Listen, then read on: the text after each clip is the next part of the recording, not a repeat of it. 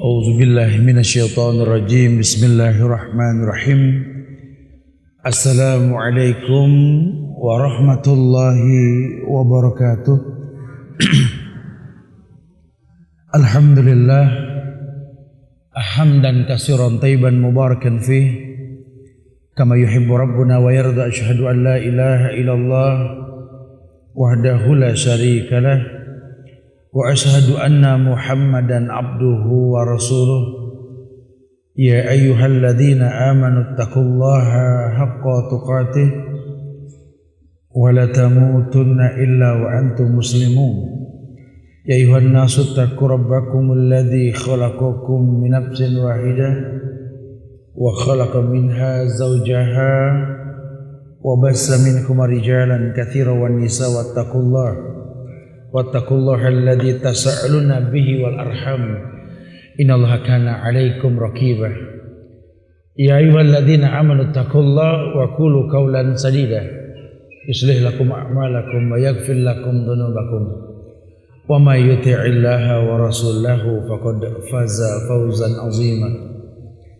Amma ba'du fa inna asdaqal hadisi kitabullah wa khairal huda huda Muhammadin sallallahu alaihi wasallam wa syarral umuri muhdatsatuha wa kullu muhdatsatin bid'ah wa kullu bid'atin dhalalah wa kullu dhalalatin finnar.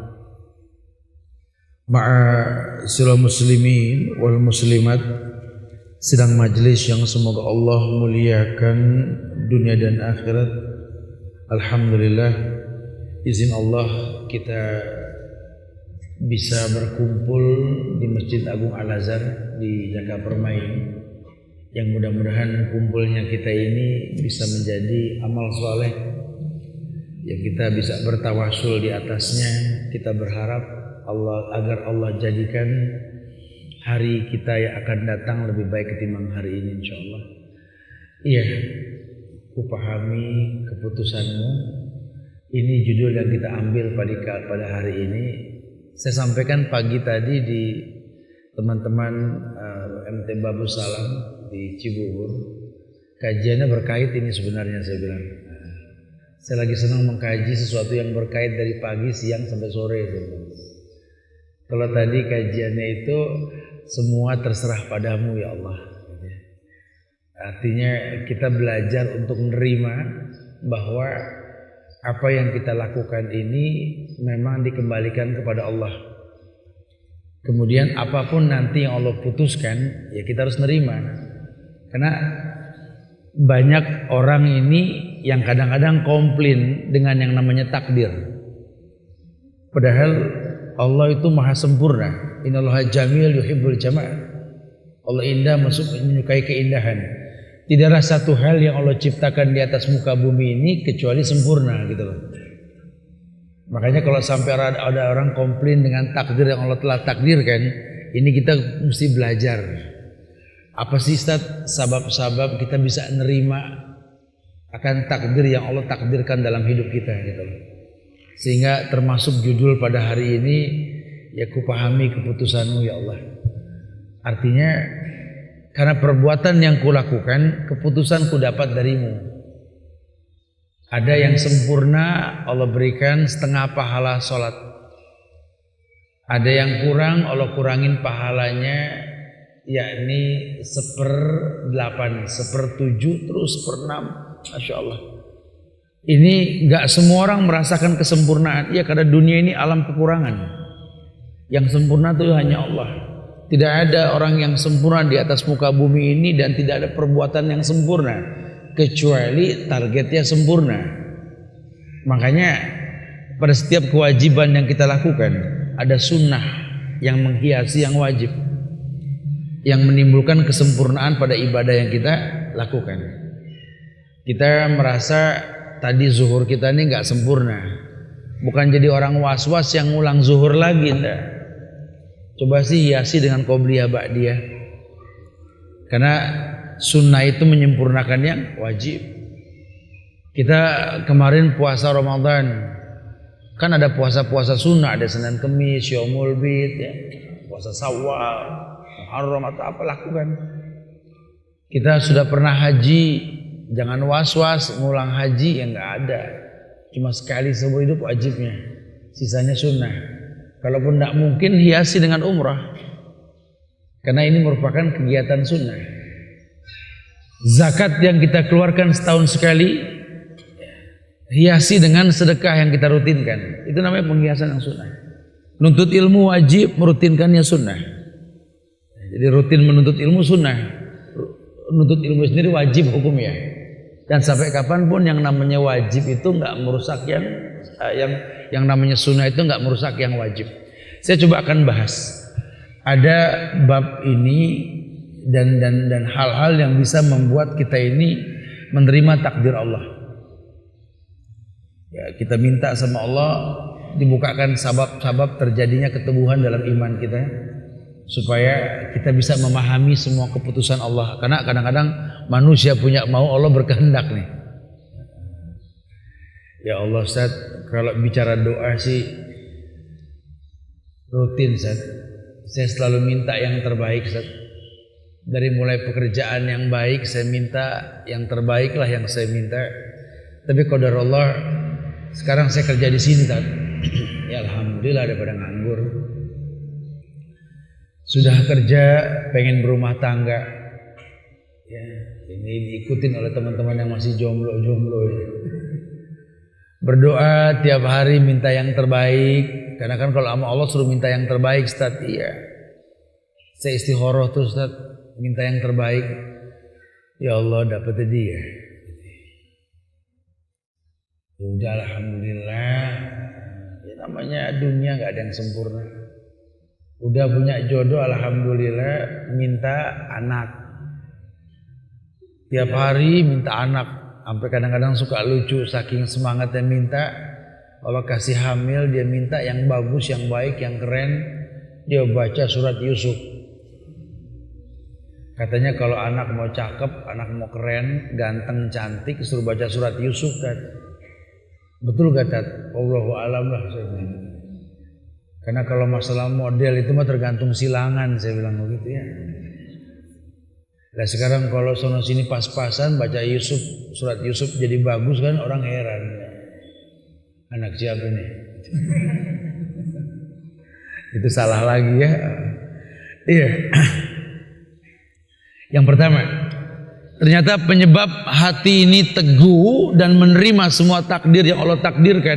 Yang pertama, yakni membiasakan hidup ini kembali kepada Al-Quranul Karim, kemudian berusaha untuk membaca dan menghafalnya. Mengembalikan semua masalah kepada Quran. Karena Quran ini hudan linnas wa bainati minal huda wal furqan. Karena Quran ini merupakan petunjuk, hudan, petunjuk buat manusia. Allah berikan buku panduan hidup buat manusia yang Allah ciptakan dengan Al-Quran. Kita beli mobil, beli motor saja, buku panduannya kita rongrong minta, betul? Karena memang kita nggak paham, kalau takutnya rusak nggak ada panduan. Ya, Allah kasih model mirip. Kita diciptakan oleh Allah, Allah kasih buku panduan berbentuk Al-Quran. Allah yang bilang, hudan linnas wa bainati minal huda wal furqan. Ini Quran petunjuk buat manusia. Makanya kalau yang merasa manusia, tolong jangan jauh dari Quran. Nanti Anda tersesat. Pun orang dekat Quran aja tersesat kalau salah paham. Apalagi yang nggak dekat lebih rentan tersesat. Kalau suruh dekat sama Quran bukan cuma ngoleksi Quran. Kalau kok ngoleksi Quran bahasanya Ustaz? Iya, sekarang lagi tren. Quran ini disibukkan sama cover. Covernya macam-macam, betul? Dalamnya masih sama. Kadang-kadang covernya ini warnanya Masya Allah nyocokin sama tembok rumah. Loh kok beli Quran warnanya begini sih Bu? Ini sama Ahmad Lesuar di rumah tadi. Jadi Quran diam di situ bertahun-tahun buat nyocokin warna doang. Ya, ini sangat disayangkan sekali. Padahal intinya tuh dalam Quran, bukan covernya. Tolong deh baca Quran. Alasannya apa? Allah turunkan firman Al-Baqarah ayat 32. Ini orang kafir nggak paham, ada dialog di sini. Allah berfirman, "Wa qala alladziina kafaru laula nuzzila 'alaihil Qur'anu jumlatan wahidah. Kadzalika linusabbita bihi fu'adak wa rattalnahu tartila." Ini informasi Allah buat manusia yang yakin dengan Quran. Kata Allah, "Wa qala alladziina kafaru," pernah ada orang kafir ini yang berkata, "Laula nuzzila 'alaihil Qur'anu jumlatan wahidah." Duh, seandainya Quran ini diturunkan sekali turun gitu loh. Karena dia paham Quran turun itu bertahap. Sekali di Lauhil Mahfuz, kemudian turun ke bumi bertahap. Makanya yang turun sama yang disusun beda. Yang turun pertama kali apa Quran? Iqra. Tapi kalau kita ambil Quran, lembaran pertama Quran judulnya apa? Al-Fatihah. Berarti kita terpicu dong untuk membuka asbabun nuzul. Kenapa mesti Iqra ya Ustaz ya? Iya. Coba baca tafsirnya, jangan cuma nanya. Ini hobi nanya, baca ogah. Ya. Nyiksa Ustaz betul-betul ya. Jadi kita yang suruh baca, dia tinggal denger gitu ya. Takutnya fitnah, salah ya. Ya, coba lihat Iqra, baca. Nabi pun suruh baca. Terangkat beliau menjadi seorang nabi dengan turunnya ayat Iqra. Iqra ya Muhammad, ma'ana biqari. Iqra ya Muhammad, ma'ana biqari. Wallah Iqra ya Muhammad, ma'ana biqari. Iqra bismi rabbikal ladzi khalaq. Coba kamu baca atas nama Allah yang menciptakan manusia, makhluk. Ada muhasabah diri bahwa perintah untuk membaca semua ciptaan Allah, karena ayat itu dua, tersirat dan tersurat. Tersirat ya fenomena, tersurat ya Quran. Kita baca Quran aja tiap hari, tapi kita nggak mau bergaul di rumah aja, kacau dah urusannya. Ya, akhirnya menjadi orang yang beragama Islam nggak jelas nanti. Ini Indonesia loh. Kita mau lihat Islam model apa ada, betul? Ya, dari mulai orang yang ngaku Islam nggak demen sholat banyak, sampai orang baca Quran pasang bom bunuh diri, sampai orang baca Quran menggandakan uang. Ini negeri Masya Allah. Ya, sampai ada yang ngaku jadi Jibril perempuan saking rajinnya belajar itu. Dan memang cuma di Indonesia doang Pak terjadi itu. Saya bilang sama teman-teman kemarin di Hong Kong, saya bilang kalau dibilang bangga, saya bangga jadi orang Indonesia. Tapi kalau dibilang pegel, saya super pegel gitu loh. Ada beberapa kepolisian sana, saya katakan bahwa kekuatan kepolisian kami itu di luar kemampuan kepolisian negara-negara lain. Karena cuma polisi negeri kami yang bisa nangkap Jibril, saya bilang gitu. Polisi negara lain kadang nyanggup. Ya, Masya Allah, ini dunia Indonesia ini semuanya ada. Kebayang nggak kalau kita tuh nggak berilmu, terombang ambing, baru anak buah Dajjal kita udah percaya. Gimana Dajjal yang asli? Ya, bawa surga, bawa neraka, bawa gunung emas. Ini baru ngambil dari ketek duit ratusan ribu percaya. Pakai istihoro lagi ngebelain, Masya Allah. Ini baru anteknya Dajjal loh. Baru anteknya Dajjal menghina ayat-ayat dalam Al-Quran, mengatasnamakan pemimpin, nyerahin EKTP gitu. Ini kita dibikin labil sama antek-antek gitu, apalagi sama yang aslinya nanti. Kebayang nggak kalau kita nggak berilmu? Ini Quran hudan linnas, petunjuk buat manusia. Selama kamu masih dinamakan manusia, bukan kerangka mayit, tolong baca Quran. Allah perintahkan Muhammad, suruh Iqra, baca ya Muhammad, supaya kamu tahu bahwa indahnya Islam itu dengan mengikuti panduan. Kau baca semuanya, kau rujukan pada Quran. Apa yang di Islam tidak ada. Allamakum nabiyukum kulla syai' khatal qira'ah. Bahkan sampai orang Parsi saja bertanya kepada sahabat-sahabat Nabi saat dulu, bukankah kalian ini umat Muhammad yang telah mengajarkan segala sesuatu? Sampai cara buang hajat pun diajarkan. Kata Salman Al-Farisi, ajal, betul. Ma akmala hadzal din. Betapa sempurnanya agama ini. Jangankan kita bicara ngaji, baca Quran, cara menuntut ilmu. Ya Allah, cara buang hajat, bahkan salah cara ngelepas sendal pun Islam ajarkan.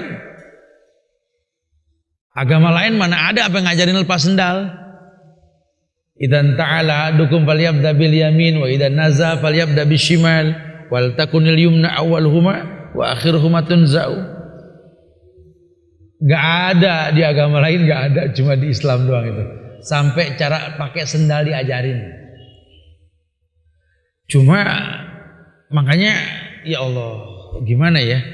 Ini unik kalau sampai kita bilang ya nggak bisa milih pemimpin Muslim tuh alasannya habis yang Islam nggak ada yang benar tat. Oh nggak gaul nih orang berarti ya. Bertemannya sama yang enggak nih yang begini ya. Makanya berteman sama yang jelas. Ini bertemannya sama yang percaya yang enggak sih ya. Temennya sama dukun, sama yang suka datang ke kuburan, sama yang benci sama sunnah, ya susah. Artikel yang dibaca, artikel yang mengintimidasi sunnah, ya susah. Akhirnya kita a priori. Padahal boleh jadi memang banyak yang berkamuflase dengan penampilan Islam, tapi Islam bukan mereka. Islam bukan mereka. Islam tuh nggak disibukkan sama style. Islam tuh nggak disibukkan sama model pakaian. Islam cuma mewarnai, Islam nggak merubah. Makanya ketika Abu Bakar masuk Islam, penampilannya nggak berubah. Ketika Umar masuk Islam, Umar yang dulu dengan yang sekarang ya bedanya cuma apa? Ibadahnya. Utsman, Ali masuk Islam nggak berubah. Sa'ad bin Abi Waqqas nggak berubah mereka. Tetap jadi diri sendiri. Nah di kita nih banyak ketika Islam sudah sampai dalam hidupnya kayak orang labil, berubah.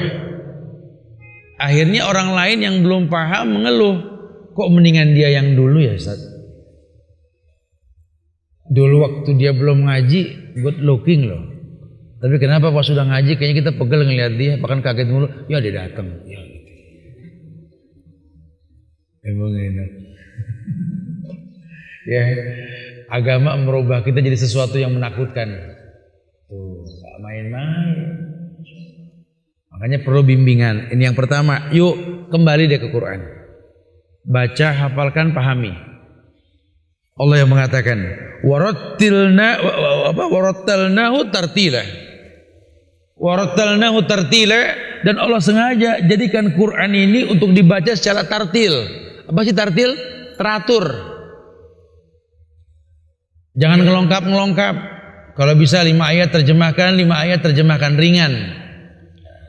Atau mungkin sesuai dengan materinya. Karena kadang-kadang di Al-Baqarah itu 1 sampai 5 ini ceritanya, 5 sampai sekian, fadhal, enggak apa-apa. Jangan dipotong-potong, itu petunjuk kok. Ada semua dalam Quran. Wa kullan naqussu 'alaika min ambai rasul man nusabbita bihi fu'adak. Demikian Allah ceritakan dalam hikayat para nabi dan rasul di Quran supaya orang yang bacanya itu jiwanya tenang, tentram. Surat Ibrahim ayat 27, hujjah dalil ini juga menjelaskan tentang solusi yang kedua yang Islam tawarkan. Kita disuruh beriman kepada Allah supaya kita nggak labil nih. Dalilnya surat Ibrahim ayat 27. Kalau tadi yang pertama kita disuruh kembali ke Quran. Yang kedua kita disuruh mengkritisi iman. Karena kalau tidak banyak orang beriman tapi nggak jelas. Di surat Ibrahim dikatakan yusabbitullahu alladhina amanu bil qauli sabit fil hayatid dunya wa fil akhirah. Ada ayat yang mengatakan bahwa yusabbitullahu alladhina amanu bil qauli sabit fil hayatid dunya wa fil akhirah. Wa yudillullahu zalimin wa yaf'alullahu ma yasha. Allah janji loh. Kata Allah yusabbitullahu alladhina amanu, Allah akan mantapkan orang yang beriman bil qauli sabit pada ucapannya fil hayatid dunya wal akhirah, dalam kehidupan dunia maupun akhirat. Sering sekali ayat ini dijadikan dalil tentang pertanyaan dan jawaban dalam kubur. Ibrahim ayat 27 ini. Kenapa? Karena Allah mantapkan orang beriman Kalau ngomong di dunia maupun nanti ngejawab pertanyaan di kubur, mantap. Ini ayat menggiring kita untuk beriman sama Allah dan membuat diri ini yakin. Jangan sampai beragama dengan taklid, apalagi taklidil a'ma, mengekor secara buta. Kita tergantung agama teman kita kan.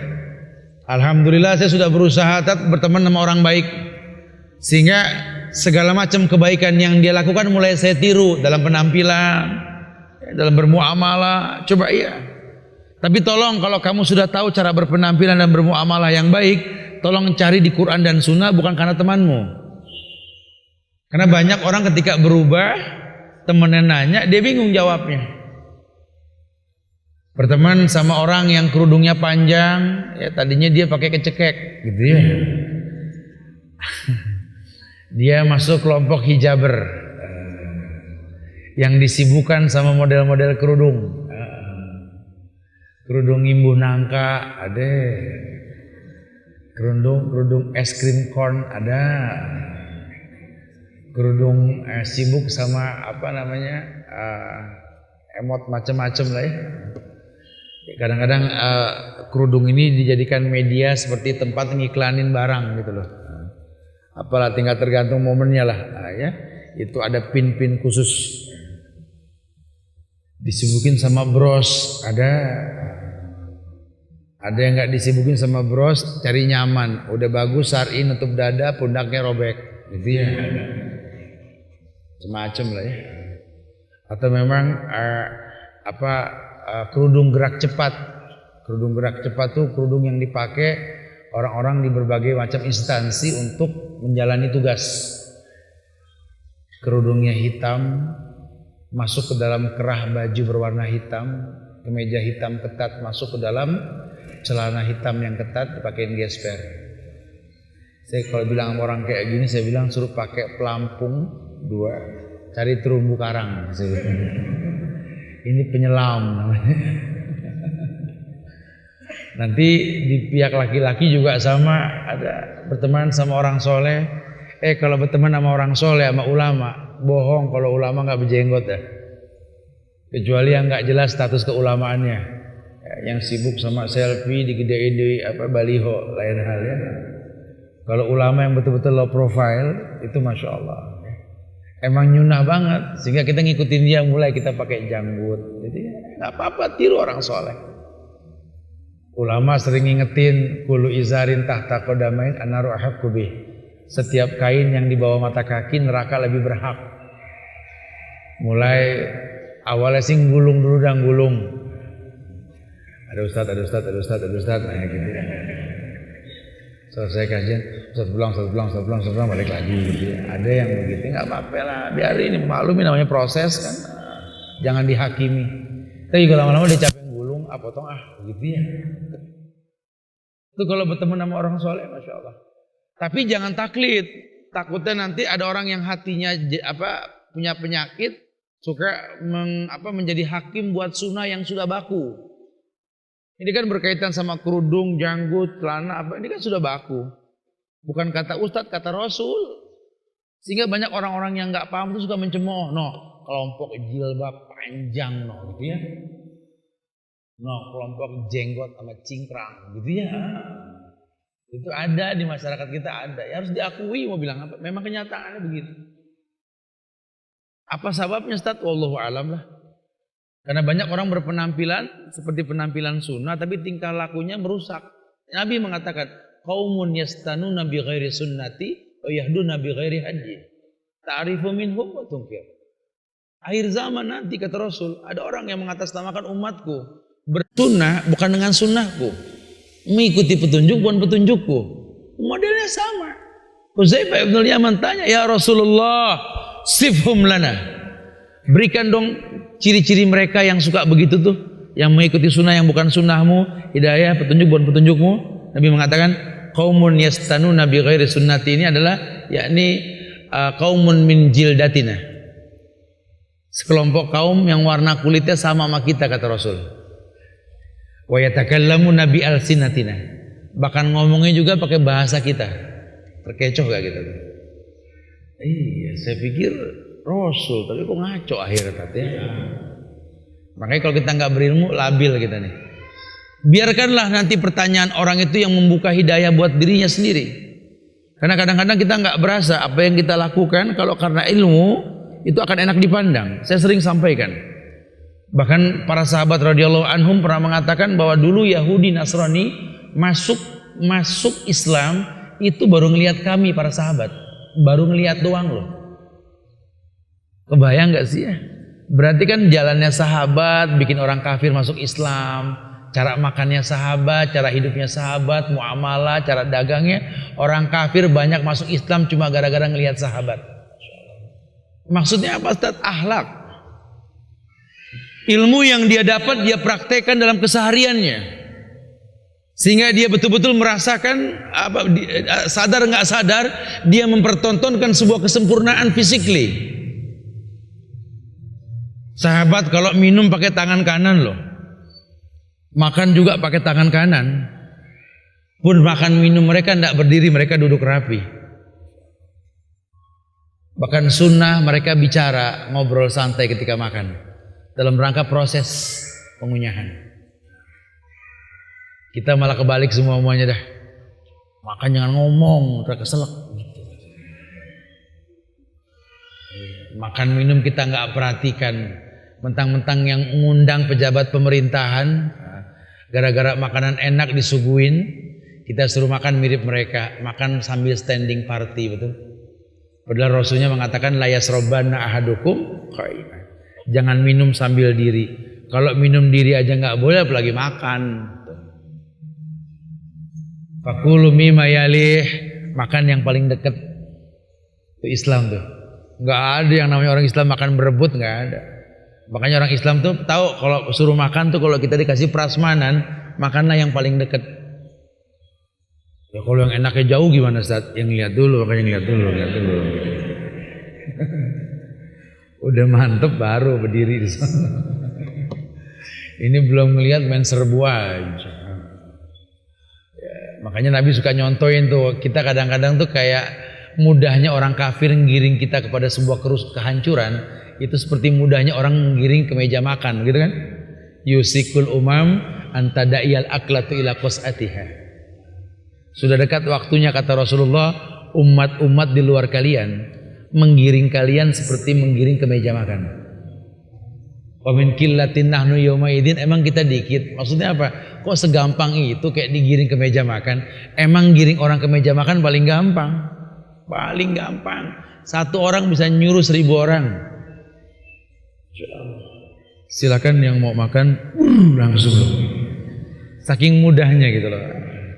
Jadi terkesan orang kalau mau makan tuh nggak mikir, nggak bicara halal haram lah, yang penting ajib, gitu ya. Prinsip 4 sehat 5 sempurna sudah mulai hilang.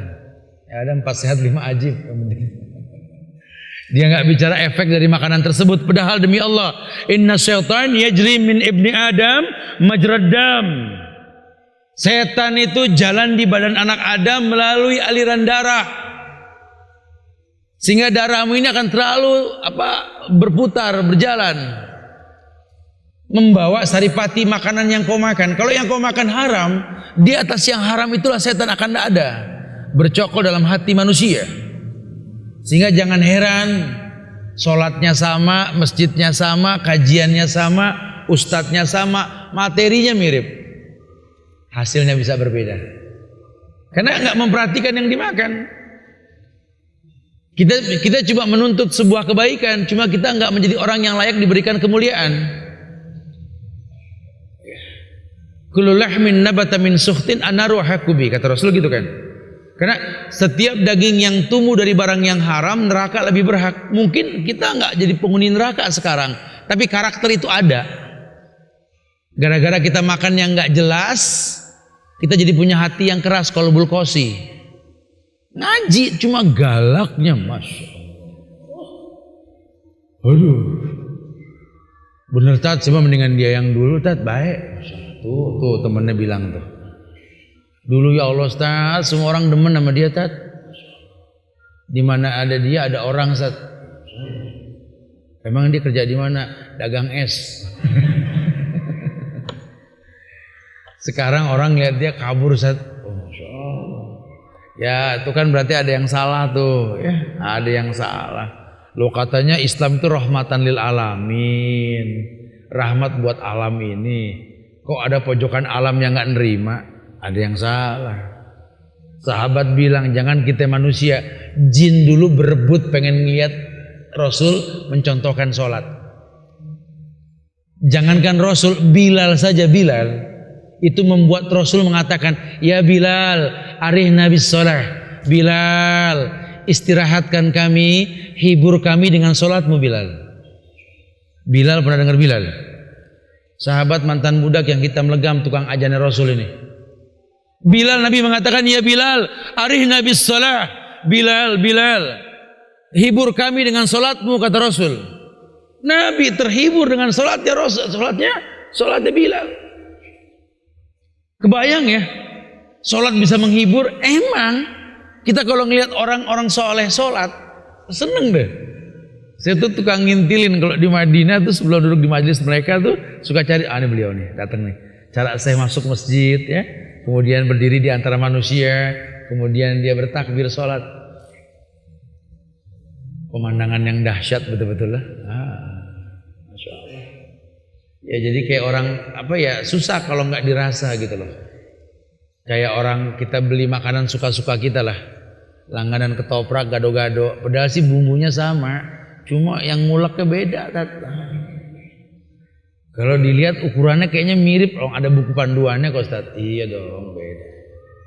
Atau pakai bahasa yang gampang, saya suka contohkan. Saya ini kan kemana-mana suka pakai motor kehujanan gitu ya. Saya pesen teh manis di restoran mana aja, nggak pernah mengalahkan teh manis bikinan ibu sendiri loh. Itu dia bisa paham kalau saya nyampe dibikinkan teh manis itu yang nggak panas nggak dingin. Kalau dibilang suam kuku di atasnya lah. Bisa pas. Kok tahu aja sih? Ya udahlah. Tahu kok siapa kamu. Kenapa? Diaduknya dengan cinta. Hati yang bicara. Kalau sudah hati yang bicara, enggak ada yang sulit. Cuma kalau sudah bicara hati ini kan pewarnanya kan dua tempat, mata dan telingamu. Bagaimana hatimu bisa bersih kalau yang kau lihat buruk, yang kau dengar buruk? Nah, Quran ini salah satu pemandangan yang membuat hatimu baik. Allah katakan begitu. Sampai-sampai kalau kau pahami bukan cuma kau lihat, yusabbitullahu alladhina amanu bil qauli sabit fil hayatid dunya wa fil akhirah. Wa yudillullahu zalimina wa yaf'alullahu ma yasha. Allah mantapkan hati orang beriman karena dia melihat, dia membaca. Lebih-lebih dia paham artinya. Dan Allah sesatkan manusia yang zalim. Itulah kehendak yang Allah lakukan. Allah yaf'alu ma yasha. Allah melakukan semua sekehendak Allah. Ya, udahlah nggak diragukan nih Quran, Masya Allah. Betul-betul mulia. Kemudian di surat An-Nisa ayat 66. Ini arahan kita menstabilkan iman. Karena insya Allah kalau yang namanya amal soleh, ibadah itu udah ada bukunya. Kita tinggal beli fikih wanita atau sahih fikih sunnah buat laki-laki, beli deh. Udah ada panduannya. Udah nggak perlu lagi diperdebatkan masalah kunut nggak kunut gitu ya, atau masalah sholat tarawih 2, 3, 11. Bukan, saya maksud bukan kita nggak mengkaji lagi, bukan. Udah ada bukunya. Nggak perlu sosial media kita manfaatkan untuk berdebat sesuatu yang udah dibukukan. Yang diuntungkan nanti yang punya YouTube. Yang diuntungkan yang punya internet, dimanfaatin oleh kita WhatsApp-nya, BBM-annya. Mereka kan diuntungkan. Orang Islam yang kerjanya berdebat menguntungkan orang kafir yang punya. Tuh. Jadi kayak kita heran kenapa nih musuh Islam pengen jadi pemimpin di negeri ini. Kita harus memahami gerak-geriknya Ustaz. Sehingga saya setiap ada berita tentang dia di YouTube saya buka. Ente ngasih modal ke dia tuh. Ini nggak boleh dia begini, dia begitu, main buka-buka aja. Sekian juta yang ngebuka, itu kali sekian dolar modal buat kampanye, betul? Anda membenci, Anda menolak, Anda menggandeng, tuh mirip. Kenapa? Karena emosi yang dikedepankan, nggak paham. Tolong dikritisi, ya. Walau anna katabna alaihim an iqtulu anfusakum aw ikhruju min diyarikum ma fa'aluhu illa qalilun minhum. Walau annahum fa'alu ma yu'azuna bihi lakana khairan lahum wa asada tasbita. Dulu pernah kejadian ketika diperintahkan kepada orang-orang Bani Israel untuk keluar dari Palestina. Mereka nggak mau. Mereka nggak mau. Kemudian mereka ambil inisiatif meninggalkan. Akhirnya mereka pengen kembali. Yang nggak bakal beres sampai sekarang kasusnya itu Palestina tuh. Kenapa? Karena menentang. Mereka nggak mantap, nggak yakin dengan perintah nabinya. Dia nggak beriman dengan perintah Allah. Begitu pula hati ini bisa labil dengan dengan keputusan yang Allah putuskan. Kita kan pengen paham tentang keputusan Allah. Tapi kalau iman kita nggak kritisi, kita bisa kayak Bani Israel tuh. Kita bisa kayak Yahudi. Kita bisa kayak orang-orang yang terlaknat itu, yang memusuhi saudara-saudara kita di Palestina itu. Hidupnya nggak jelas.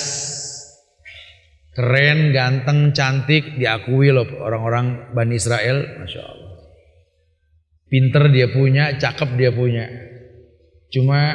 Dia cuma bangga dengan sejarah, cuma nggak berani ngaku bahwa dia tuh orang Yahudi. Itu Yahudi itu. Mana ada orang Yahudi kenalan sama orang Yahudi? Nggak berani. Bonyok dong urusannya. Islam walaupun dihina di mana-mana, tapi mengaku Muslim tuh bangga. Saya salut, Masya Allah. Kemarin saya diantar sampai ke airport karena saya nggak paham bahasa cangcengcong gitu ya. Ya ditanya tuh sama yang di airport itu, kok penampilannya ini pada beda dengan yang lain. Dengan bangga ini ya, orang Indonesia yang tinggal di sana mengatakan inilah kami Muslim. Bangga. Ya kalau dimiripin sama kejadian, kita kan pengen ngomong yang kisah nyata jangan dikarang-karang ya. Inilah Muslim. Allah perintahkan kami seperti ini. Siapa Allah? Tuhan kami. Dahsyat. Subhanallah. Bahkan seorang supir taksi pun berani untuk mengucapkan syahadat. Belum, nanti kita share lah di YouTube nanti insya Allah. Ya, saya naik taksi dari Hong Kong ke Kowloon ke beberapa tempat itu, satu supir, kemudian dialog, ujung-ujungnya dia bersyahadat, nantilah dikabarin nanti insya Allah. Ya. Dahsyat loh Islam. Ya. Karena Islam ini rahmatan lil alamin. Islam ini rahmat untuk alam. Jadi aneh kalau sampai kamu memahami Islam dengan betul, iman mustabil nggak diterima tuh aneh, bohong, ada yang salah pasti. Coba mulai kritisi, supaya kita paham keputusan Allah ini yang terbaik. Apapun yang Allah putuskan, takdirkan dalam hidup kita ini sudah yang terbaik. Tidak ada keburukan sedikit pun, tidak ada. Karena Allah tahu manusia ini tercipta dengan ahsanut taqwim, ciptaan yang paling baik. Tinggal tugas kita memahami. Yang ketiga, yakni diajarkan cara yang ketiga ini, suruh mentadaburi kisah para nabi dan rasul. Ini kita malah innalillah. Saya tadi datang ke kajian di Cibubur, Masjid At-Taqwa, itu melewati tempat kayak outbound gitu ya. Anda bisa berperang seperti Rambo. Ada gambar Sylvester Stallone dengan megang begitunya tuh. Ya Allah. Negeri yang mayoritas Islam ngayalin pahlawan Rambo gitu loh. La quwata illa billah. Aneh. Emang nggak ada Sa'ad bin Abi Waqqas? Emang nggak ada Khalid bin Walid? Emang nggak ada Abdullah bin Rawahah yang Allah kasih sayap untuk ke surga karena terpotong tangannya memegang panji Islam dengan dua lengannya, ditebas kepalanya? Emang nggak ada Umar ibn al-Khattab yang pernah memegang 3/4 dunia? Emang tidak ada manusia yang dikatakan Saifullah, pemuda memiliki pedang bermata dua, Ali bin Abi Thalib? Masih kita bangga dengan pahlawan hayalan. Ini kan nggak bisa dibiarkan. Jadi kita akhirnya terjebak dalam kasus yang aneh.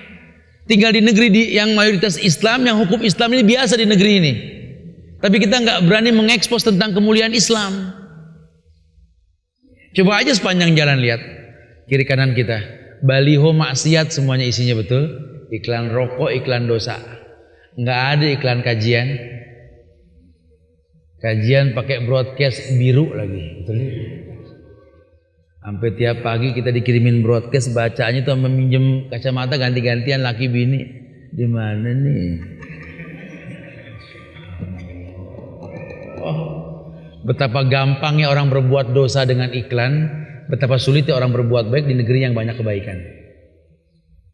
Ini nggak bisa dibiarkan. Oh, ini teman-teman di Bontang langsung respon nih. Sekarang kalau di Bontang sana tuh kalau kajian itu baliho sepanjang jalan tuh 5 kali 10 ukurannya tuh. Ya, ini kan bagian dari pahala, Ustaz. Sehingga banyak orang awam yang datang kemudian mendalami agama. Harus, tapi kenyataannya tidak. Ya, coba deh pelajari deh. Supaya kita tahu kita nggak komplain dengan ujian. Karena yang perlu kita pahami bahwa ujian yang paling berat itu ujian Nabi dan Rasul. Ujian orang-orang soleh. Ya, ujian ulama sampai ujian kita yang paling bawah ada tuh. Kita sih belum kelas ulama, baru ngikut ulama. Makanya kalau kita merasa berat dengan ujian, buka sejarah para nabi. Supaya kita bisa nerima, oh iya ya. Saya pegal sama anak, kirain cuma saya doang, sampai malu sama tetangga. Ternyata Adam digoda sama anak, Nabi Nuh digoda sama anak. Mereka nggak malu sama tetangga, gitu ya. Iya. Ternyata kalau diuji sama orang tua, saya pikir saya doang, Tat. Jangan-jangan saya salah ngaji nih, karena orang tua saya nggak demen banget sama saya ngaji, Tat. Oh, ternyata Ibrahim alaihissalam juga diuji sama orang tuanya. Diuji sama pamannya, omnya, tantenya, apalah. Sudah ada semua, lihat. Orang yang kecewa meninggalkan kaumnya diuji, lihat wallahi semua sudah ada.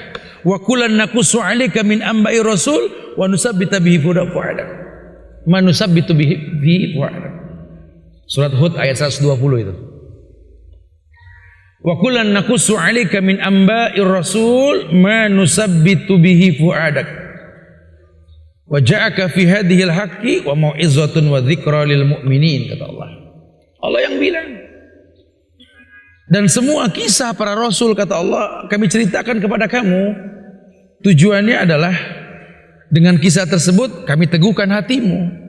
Dalam surat ini telah datang kepadamu kebenaran serta pengajaran dan peringatan bagi orang-orang yang beriman. Ya. Jadi supaya kita tahu nih, kupahami keputusanmu ya Allah, karena memang tidak mungkin kau berbuat zolim. Ujian yang kau ujikan padaku pernah kau ujikan pada makhlukmu yang dulu. Tinggal buka sejarah. Hidup ini cuma pengulangan. Kita cuma beda zaman. Masalah mirip. Mirip. Gak usah jauh-jauh aja. Kita tarik benang ke zaman kemerdekaan tahun 45 aja dah. Ini mumpung kita di Bekasi nih. Masuk Bekasi ya. Itu jalan Kiai Haji Nur Ali, betul? Yuk, jadi bangsa yang betul-betul menghargai sejarah. Ini Pak Kiai Haji Nur Ali. Ini orang hebat loh, jenderal loh, versi Nahdlatul Ulama, karena murid dari Hadratus Syekh Hasyim Asy'ari, menghafal Quran. Dia yang pernah bikin acak-acak pasukan Belanda antara Kerawang Bekasi. Tuh Kiai Haji Nur Ali. Dia yang mengganti ujung Malang jadi ujung Harapan tuh, dibalikin lagi jadi Kalimalang sekarang betul. Kalau beliau ada namanya Kali Harapan ini loh. Masya Allah. Orang kita nggak paham sekarang masalah itu. Lihat, sampai Ustadz Hairul Anwar itu mendokumentasikan dalam puisinya itu kan Kerawang Bekasi, di atas tulang-tulang yang berserakan karena terjadi perang di sini. Masya Allah. Lihat, orang soleh lihat. Ada ruhul mudarris, ruhul mujahid. Dia punya jiwa pengajar, punya jiwa pejuang, lihat. Karena kesehariannya beliau mengajar. Diabadikan tuh namanya.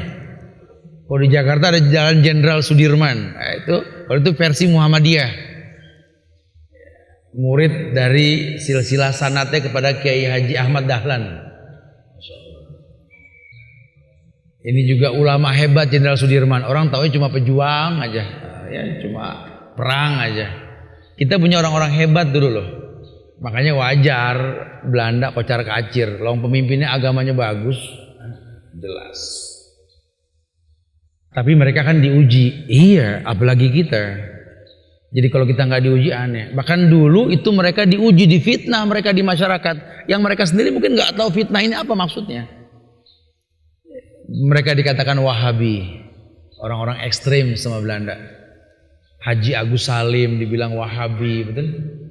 Buya Hamka, Masya Allah, Muhammadiyah dengan Al-Azharnya ini dibilang Wahabi. Muhammad Nasir dibilang Wahabi, betul? Ahasan dengan Persisnya dibilang Wahabi. Syekh Ahmad Surkati dengan Airsatnya dibilang Wahabi. Padahal kalau dikumpulin tuh Wahabi semua, itu yang bikin Indonesia merdeka loh. Walaupun jujur itu sebuah kesalahan karena Wahabi itu nggak merujuk kepada ahlu sunnah. Ini fitnah, berulang kan kasusnya. Nanti selesai biasa lagi badal Islam gorib, pas saya udu kama bada'a fatubalil guroba. Islam asing kembali asing, kemudian terbiasa. Nanti zaman anak kita berulang lagi, biasa itu. Dan setiap zaman itu ada pengulangan dan selalu ada pengulangan. Makanya Allah nggak pernah menginginkan keburukan. Allah berikan contoh. Coba ambil pelajaran, ambil pelajaran yang Islam ajarkan. Islam tawarkan kepada kita sebuah kemuliaan. Apa kemuliaannya? Masya Allah. Cerita para nabi dan rasul supaya kita nggak pesimis, karena kadang-kadang orang merasa berat dengan ujian. Kayaknya saya nggak nyanggup lagi deh Ustaz ikut kajian. Kenapa? Saya dihujat Ustaz, saya dicaci. Ya Allah Ustaz, kemarin antum bilang saya suruh rutinkan baca surat ini sebelum tidur yang Rasul contohkan, As-Sajadah, Al-Muluk, suruh baca ini. Ya Allah Ustaz, ujian makin kuat, saya nggak kuat dah, jadi saya nggak baca lagi. Jangan, hidupmu ujian.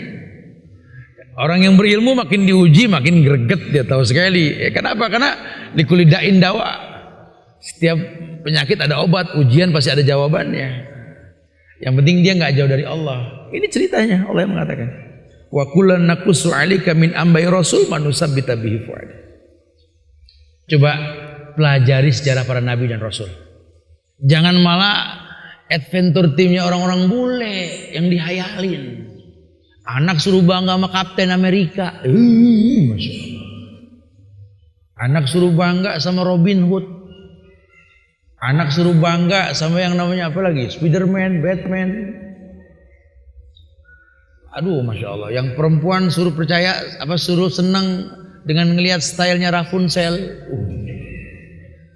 Itu kan simbol-simbol keanehan. Kajian rapi, kerudung syar'i. Tadi saya ketawa geli, saya datang duluan, saya suka ngeliatin jamaah gitu ya. Ini udah pada ngaji kok mobilnya motif Hello Kitty. Emang nggak tahu sejarah Hello Kitty? Ya, itu patung kucing yang dibuat buat bukti sesembahan kepada setan. Kajian marutin, patungnya lambang setan. Jadi kadang-kadang kita suka lucu tuh mempertontonkan keanehan tuh. Jadi kayak kita bicara auzubillah, minta ajarin ruqyah, zikir pagi petang, tapi tangan gandeng setan. Di rumah banyak yang mubazir, mirip. Saya heran Ustaz, saya zikir pagi petang tiap hari loh Ustaz. Bahkan zikir pagi petang itu salah satu buku yang saya sering baca seperti Quran, dan dua-duanya saya kurang hafal Ustaz. Gitu ya, memang dua buku yang sering kita baca dan susah dihafal, yaitu Quran dan zikir pagi petang, betul ya? Tapi kok kayaknya gimana sih Ustaz, kayaknya gimana tuh, lihat. Ya. Dia merasa sudah beribadah, cuma ibadah nggak memiliki bekas. Ya coba kritisi, ada talbis. Buka Al-An'am ayat 82, Allah yang mengatakan, "Walladzina amanu wa lam yalbisu imanahum bizulmin, ulaika lahumul amnu wa hum muhtadun." Lihat. Orang yang beriman yang tak mencampur adukan iman dengan kezoliman, Allah janji, ulaika lahumul amnu. Allah akan berikan ketenangan jiwa. Wa hum muhtadun, gampang dapat hidayah. Nah, ini jiwanya nggak tenang, hidayah jauh, padahal ibadah rutin, talbis,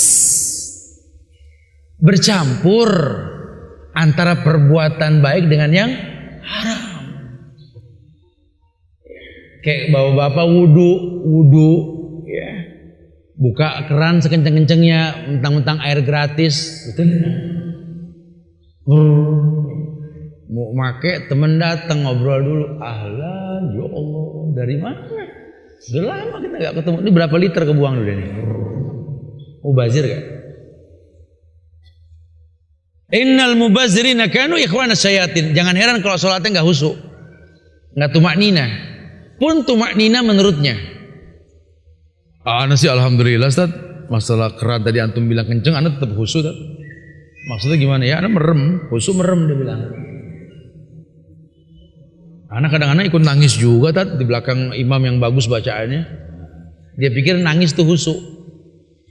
Ketika ditanya alasannya nggak jelas. Loh, antum kenapa nangis? Ya sedih lah, nggak paham. Gitu ya.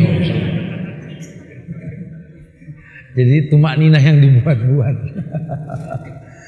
Yang keempat, ya kita kalau pengen menerima keputusan Allah, aku pahami keputusanmu ya Allah.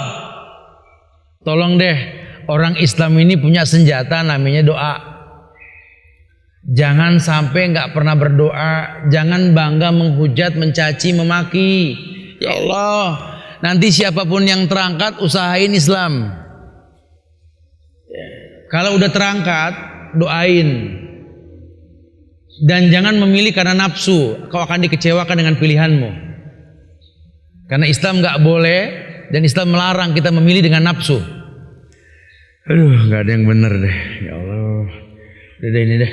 Gitu ya, nggak pakai ilmu, kamu bakal kecewa sama dia nanti. Makanya cari tahu, berilmu. Habis kata Ustadz Ono kita nggak boleh milih, Tad. Soalnya kan Indonesia kan sistemnya bukan Islami, Ustadz. Demokrasi, aneh juga tahu, gitu ya. Dari namanya aja udah nggak Islami, demokrasi, betul? Demos Kratos kan lebih ke bahasa Romawi. Apalagi pemilu, kelihatannya bahasa Arab, cuma bukan bahasa Arab. Fa mim lam, gitu ya. Antum jangan begitu, pemilu ya bukan bahasa Arab, masa bahasa Arab.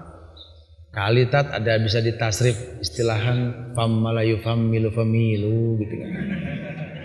Antum mau putar kemana juga pemilu bukan dari Islam. Ya udahlah kita nggak ngebahas itunya lah. Sekarang Anda tinggal di negeri yang harus pakai pemimpin, bahasanya begitu. Milih dan dipilih di Islam itu ada, betul.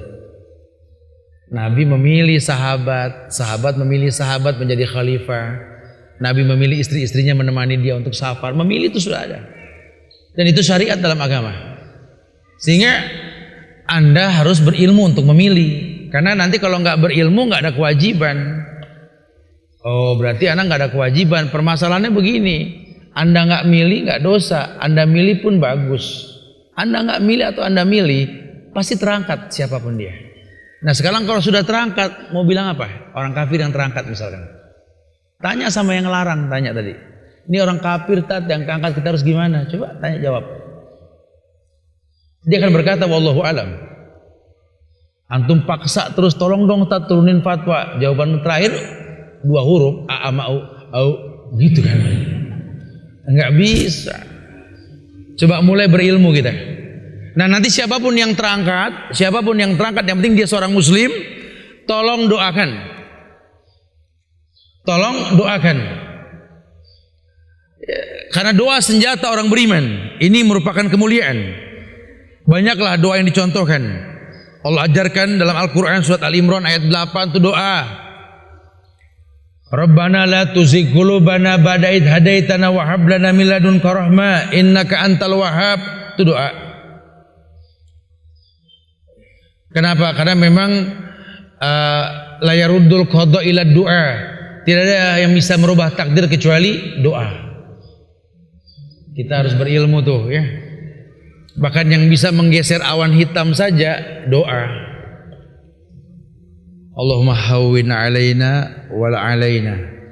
Doa para rider.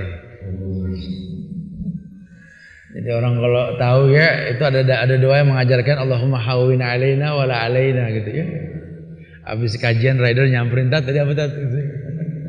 Kita sering kehujanan di motor nih. Ya Masya Allah.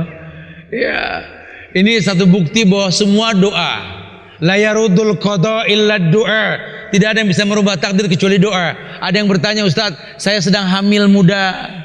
Apa yang Islam ajarkan untuk orang lagi hamil nih Ustaz? Ritualnya ada gak? Ya nggak ada. Itu sih sudah memang kewajiban buat orang yang hamil untuk banyak berzikir. Tapi memang itu ketika usia 40 hari yang ketiga atau 4 bulan ditiupin roh. Nah sebelum 4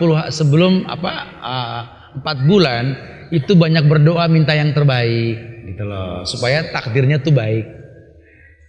Sisanya banyak istighfar biar digampangkan urusannya. Banyak bas doa. Nah kita pengen negeri yang mulia, kita nggak pernah ngedoain pemimpin, gimana coba? Jujur aja sama diri kita. Udah berapa lama kita nggak doain presiden coba?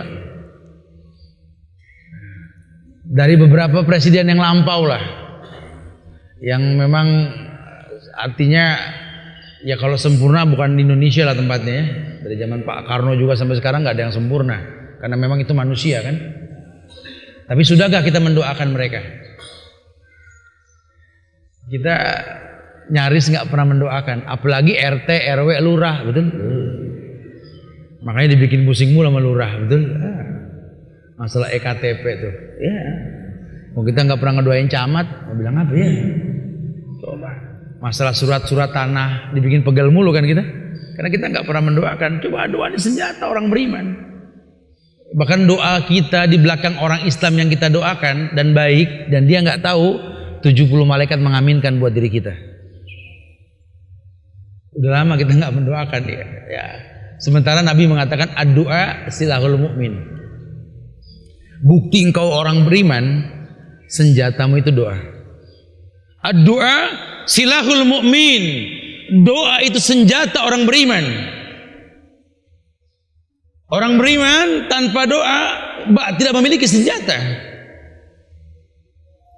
Itu nanti belum lagi bab-bab jihad, kita butuh ridhonya orang tua, nanti beda babnya.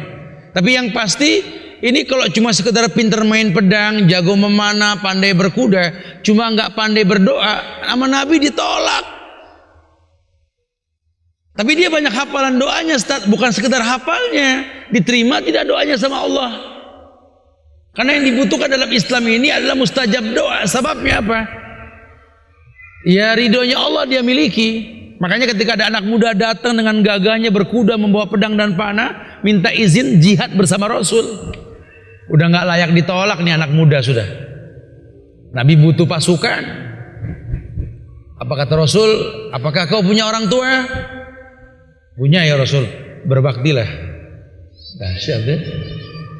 Karena mau ngomong jihad sama orang tua berantem. Mau ngomong ceramah sama mertua nggak akur.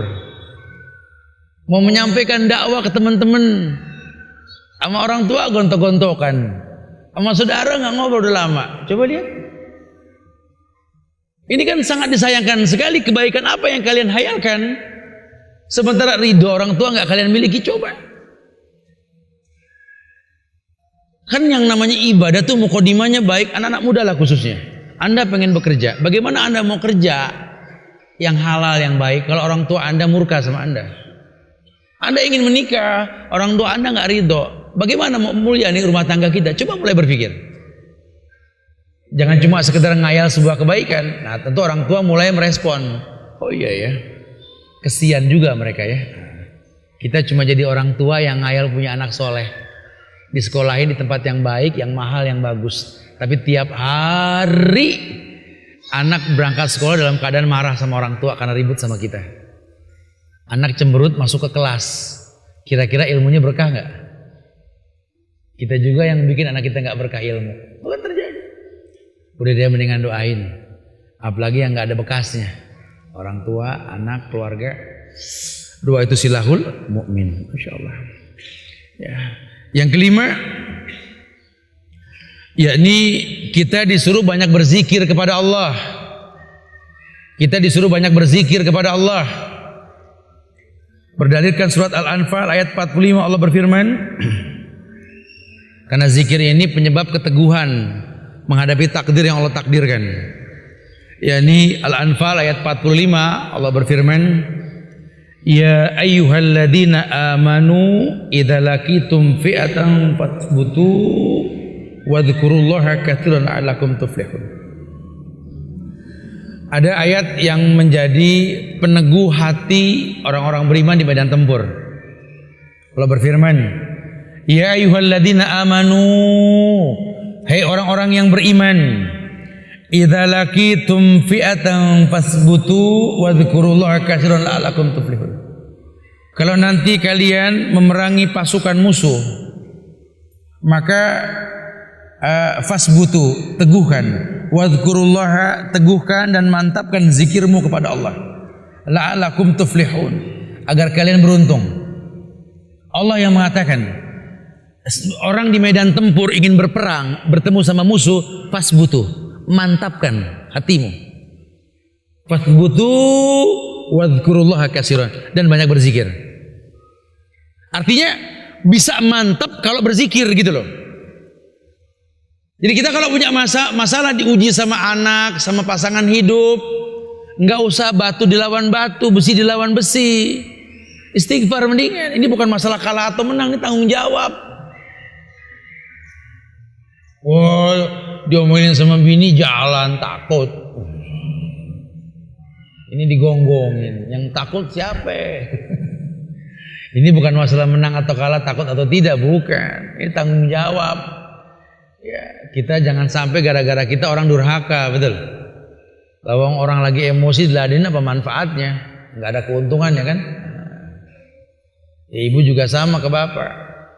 Emang galak bapak apa nggak berani jawab situ? Bukan nggak berani jawab, lagi tegangannya tinggi. Urusannya lain cerita ya, namanya orang emosi. Orang kalau udah emosi buruk, ujungnya ntar nunggu tenang dulu. Lihat orang berilmu tuh, lihat. Mendingan istighfar. Astaghfirullahaladzim, ya Allah. La ilaha illa anta subhanaka inni kuntu minaz zalimin. Atau Allahumma innaka afuwun tuhibbul afwa fa'fu anni ya Allah. Atau sekalian, Rabbana hablana min azwajina wa zurriyatina qurrata a'yun waj'alna lil muttaqina imama. Kita berzikir. Karena berdebat ditonton sama anak gak ada bagusnya, apalagi sama orang. Ya, lihat maslahatnya. Sebut nama Allah, zikir. Fasbutu wadhkurullaha katsiran la'allakum tuflihun. Mantapkan dirimu, zikir, sebut nama Allah agar kalian la'allakum tuflihun, kalian falah, beruntung. Kayak orang yang sholat, hayyalal sholat, hayyalal falah, gitu ya. Mari sholat, mari beruntung.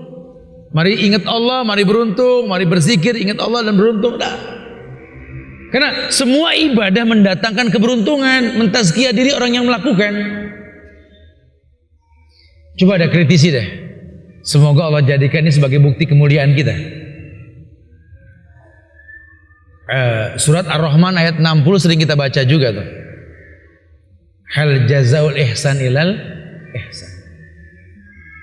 Karena Allah itu nggak mungkin berikan balasan yang baik kecuali yang baik. Jadi mantapkan aja hatimu supaya tetap baik. Yang keenam, kita disuruh dakwah ke jalan Allah. Dakwah ke jalan Allah. Sebenarnya sih kalau dakwah ini, kalau buat umat umum itu tugas para nabi dan rasul, bukan tugas kita. Karena beliau sudah nggak ada, larilah ke sahabat, sahabat ke tabiin, tabiin ke tabiut tabiin, lama-lama ke ulama, ulama ke kita diri dan keluarga. Gitu. Ku anfusakum wa ahlikum. Ini kita disuruh betul-betul mengajak manusia ke jalan Allah. Nah, kalau sudah bicara ngajak manusia ke jalan Allah, tolong lihat siapa yang diajak bicara, siapa yang didakwahi, coba lihat. Karena banyak juga orang gara-gara semangat berdakwah sampai ngerusak, Islam dirusak oleh tingkahnya sendiri. Emosi yang dikedepankan bukan ilmu. Dakwah yang dibahas furu'iyah, nggak paham, yang ditanya, yang disampaikan apa, yang ditanya apa, nggak nyambung. Alasannya titipan temen pertanyaan, gitu ya. Kalau nggak maaf, keluar dari tema, lebih jauh keluarnya, gitu ya. Yang ditanya di depan umum, dia nggak tahu kalau Ustadz jawab resikonya ribut. Kalau furu'iyah, biar tuh bahasan kelas. Kalau tablik akbar ini umum. Yang dikaji Quran dan Sunnah menurut pemahaman para sahabat, dalilnya pun umum. Nanti kalau pengen lebih mendalami lagi, ayo fadhol. Ada nih di sini nanti itu ada bahasan detail atau dialog langsung, bisa via streaming atau apa ya. Atau apalah ya. Artinya lebih mendalam. Kalau tidak coba. Terus apa yang mesti didakwahi pertama kali, Ustaz? Surat Yusuf ayat 108. Surat Yusuf ayat 108. Qul hadhihi sabili ad'u ilallah ala basiratin ana wa man ittaba'ani wa subhanallah wa ma'ana minal musyrikin. Qul, katakan ya Muhammad, katakan. Hadhihi sabili, inilah jalanku yang lurus. Ad'u ilallah ala basyirah. Aku ajak manusia ke jalan Allah atas dasar basirah. Basirah ini burhanun syar'iyyun. Basirah itu artinya petunjuk, ilmu, pengetahuan. Ajak manusia ke jalan Allah atas dasar ilmu, pengetahuan. Ana wa manittaba'ani, di mana aku dan para sahabatku berada di atasnya. Ini sunnah. Sampaikan. Ad'u ilallah ala basiratin ana wa manittaba'ani wa subhanallah wa ma'ana minal musyrikin. Maha suci Allah, di mana aku tidak berbuat syirik. Ya, seorang dai mengajak manusia, wallahi haram mengajak kesyirikan. Ini syirik pakai baliho loh. Masya Allah. Bid'ah pakai baliho, Masya Allah. Yang sunnah malah pakai broadcast. Aduh, Masya Allah. Ya sudah, jangan heran kalau orang merasa nyaman dengan iklan tersebut. Kita nggak berani mengiklankan sebuah kebenaran. Lah itu yang terjadi sekarang. Kerusakan atau menjadi hakim buat aktivitas manusia. Padahal kalau sudah masuk ke dalamnya ternyata ya manusia sama, apapun aktivitasnya. Nggak gampang a priori. Kita ini nggak boleh gampang suuzon. Yang paling baik itu husnuzon. Saya sering sampaikan 3 hal yang nggak bisa ada di badan manusia, selalu ada. Yang pertama, yakni yang namanya hasad. Hasad ini ada di mana aja. Tiap manusia biar udah ngaji rutin, apal Quran, tetap punya hasud di badannya. Ngelihat yang bacaannya bagus, kesel gitu ya. Kemudian berusaha menjatuhkan. Padahal kalau dia manage, ngiri sama orang berilmu menyampaikan ilmunya boleh deh. Cuma karena larinya ke suara jadi nggak boleh tuh. Hasud. Ini disalahkan. Tapi setiap manusia punya itu. Zon punya. Kita bisa suuzon, bahkan sampai level suuzon sama Allah loh. Sama Allah suuzon. Tidak mau memahami keputusan Allah. Kayaknya komplain. Kesel dengan takdir. Teman sering dapat rezeki, kita enggak. Ya Allah, dia mulu, ya Allah. Saya kapan sih? Ustaz, Anda mau ngomong sama antum, Ustaz. Oh iya, silakan. Ya Allah, bingung anak Ustaz ngomong dari mana kayak ngomong aja udah. Antum lihat tuh orang Ustaz, yang mana tuh ya? Oh iya, kenapa? Saya sama dia Ustaz, saya berani adu sholat Ustaz. Maksudnya gimana nih? Banyakan saya sholatnya Ustaz. Kok rezekinya gampangan dia ya? Tuh. Ini orang suuzon sama Allah. Apa kata Allah? Sa'ama yahkumun. Buruk sangka dia sama Allah. Emang Allah buta? Ini orang yang gak baik agamanya rezekinya gampang, kamu baik rezekinya susah. Emang Allah buta? Allah lebih tahu ketimbang Anda. Anda ini dikasih susah rezeki, ibadah Anda bagus, Allah tahu itu. Anda susah, rezeki gak lancar, adanya di pengajian mulu, betul. Coba kalau lagi gampang rezeki, sampai susah ngelihat dia, sampai kita kadang-kadang nanya sama dia, ya Allah kemana aja sih? Nggak pernah kelihatan ngaji. Aduh, udah nggak sempet deh. Apa yang dicari, apa yang nggak sempat ngaji. Dia pikir kalau udah punya dunia semuanya kebawa mati kali dunia, kan bodoh. Sibuk mencari dunia, masya Allah. Sampai kadang-kadang kita kalau lihat orang sibuk, lari sono, lari sini, budak bis, diem nggak tegur-teguran. Pagi-pagi tuh biasanya pada mau kemana tuh orang sama dunia sampai segitunya. Padahal kalau udah punya dunia nanti dibikin bingung sendiri dia sama dunia. Pikiran ini, pikiran itu, coba lihat. Ngejar popularitas, cari nama setinggi-tingginya, lihat. Udah tenar, bingung. Duduk di mana aja diajak selfie sama orang, betul? Sampai nggak bisa makan, sampai ya Allah, dunia sempit amat. Saya pulang kemarin sama satu artis yang terkenal itu ya, dari grup musik Noah itu. Didak-udak kamu orang, kesian. Subhanallah. Duduk dikejar, sono dikejar, innalillahi. Tidak tentram hidupnya, betul? Makanya kata Aisyah radhiyallahu anha, Aisyah mengatakan apa? Ya Allah, seandainya tidak ada yang mengenal diriku, kata Aisyah. Kenapa? Karena memang dia disibukkan sama tamu yang nanya masalah hadis, masalah apa, masya Allah ya. Dan banyak sanad hadis itu melalui Urwah bin Zubair ke Aisyah radhiyallahu anha itu. Betul-betul dia paham, dia berilmu. Makanya dia berusaha untuk berdakwah, dia sampaikan kepada manusia. Ya sempat sih kalau berkaitan sama dakwah yang kita pertontonkan ini, saya sudah sempat sampaikan, ada kajian di YouTube itu kalau nggak salah apa, aku bukan pilihan itu ya.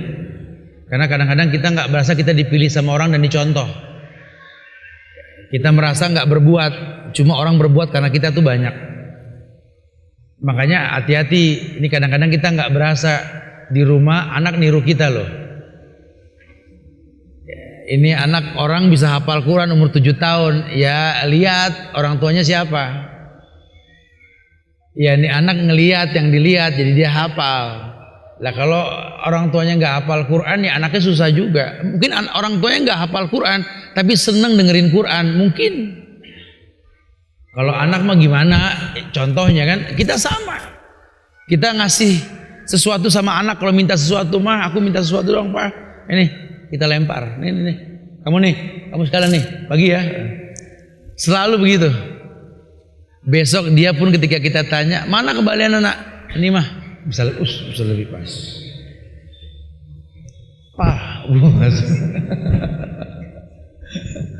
Dong apa yang dicontoh? Ya apalagi buat anak itu kan orang tua kan hero kan. Oh, Masya Allah. Pahlawan walaupun nggak tahu siapa di orang tuanya kan. Masya Allah. Ini bahaya. Hati-hati. Kita mau nawarkan Islam model apa?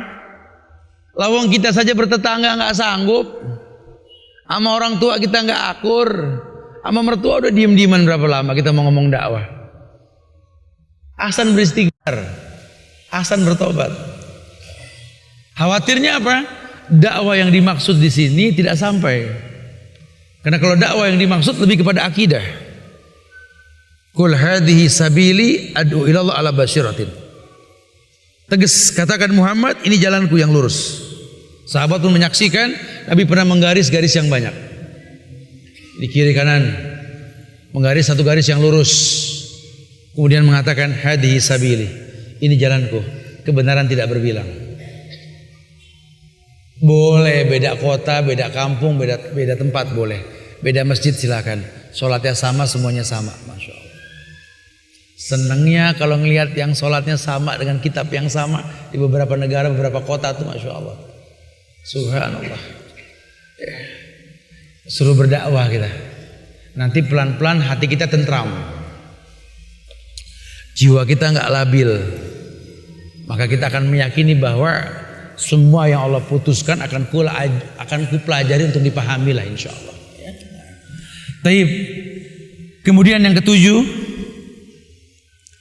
supaya kita bisa memahami yang Allah telah putuskan. Kupahami keputusanmu ya Allah. Tolong mulai berteman sama orang baik. Cari teman yang baik. 7 ya? 6, 7. 6. Oh taib 6. Tadi 6 dakwah bukan? 7. Nah, ya. Tuh yang nyatet aja bisa salah tuh ya. Gimana yang nggak nyatet ya? Komplain lagi langsung. 6. Yo. 7 ya. Apalagi yang nggak nyatet, makanya cuma mau kayak paham. Yang nyatet aja salah. Maksudnya. 7. Ya. Ya ini kita suruh cari teman yang baik. Ya Allah, teman yang baik penting loh ini. Sodiku kaman abka kalaman ada hakak. Temanmu tuh teman yang menangisimu bukan mentertawaimu. Teman yang betul-betul mengerti kamu. Teman yang tahu fungsi dia buat kamu tuh apa. Walaupun nanti mungkin ada fenomena di mana kita berteman sama yang aneh-aneh nih Ustaz. Setelah saya ngaji, saya kan nggak mungkin lagi berteman sama dia, gitu ya. Oh itu nanti bicara dakwah, beda kita. Kita yang berdakwah apa dia yang berdakwah ke kita? Kalau masih levelnya kita yang didakwahi sama dia, cari orang yang baik agamanya, supaya kita bisa didakwahi sama dia. Tapi kalau kita sudah yakin kita mantap dengan ilmu kita nggak taklid, kita berilmu dengan yang kita lakukan, ayo mulai kita pakai sistem yang Nabi tawarkan. Al-mu'minul ladzi yukhalitun nas wa yasbiru ala ma'adahum afdalu minal mu'minil ladzi la yukhalitun nas wa la yasbiru ala ma'adahum. Orang beriman yang baik imannya, yang mau bergaul sama orang yang kurang baik imannya dan sabar ketika bergaul dengannya, lebih mulia ketimbang orang beriman yang nggak mau bergaul sama orang yang seperti itu. Itu kalau sudah levelnya kita bisa mendakwahi. Jadi jangan lihat casingnya saja. Dakwah pengen yang gampang-gampang, lihat yang di masjid ya gampang betul. Yang di majelis coba masuk ke jalanan. Banyak teman-teman yang nggak berani ke masjid, berani di jalan. Datang kita. Islam rahmatan lil alamin kok. Subhanallah. Makanya sempat dicontohkan kemarin udah di-share juga di YouTube, judulnya Biker Soleh itu ya. Dakwah sama anak-anak motor di Bali kemarin tuh. Masya Allah. Itu wallahi loh, itu nggak ada basic keagamaan tuh mereka tuh. Cuma mereka nyaman, tapi harus pakai gaya mereka gitu loh. Nggak bisa kita pakai gaya yang bukan gaya mereka, nggak bisa. Antum pakai baju koko, celana pangsi, kopiah putih, sorban di leher. Langsung turun ketika lampu merah turun dari bis, nongkrong sama anak-anak underground underpass dia pokoknya nongkrong. Assalamualaikum. Waalaikumsalam. Ada ustaz pada takut ya. Nggak sampai dakwah kepada mereka kan. Bukan berarti harus mirip dengan mereka, bukan maaf ya. Tidak, jadi diri sendiri. Mungkin melalui Anda yang tobat sampai dakwah kepada mereka gitu. Karena kan untuk mengumpulkan orang-orang aneh itu kan perlu orang aneh yang pernah merasakan aneh dulu ya.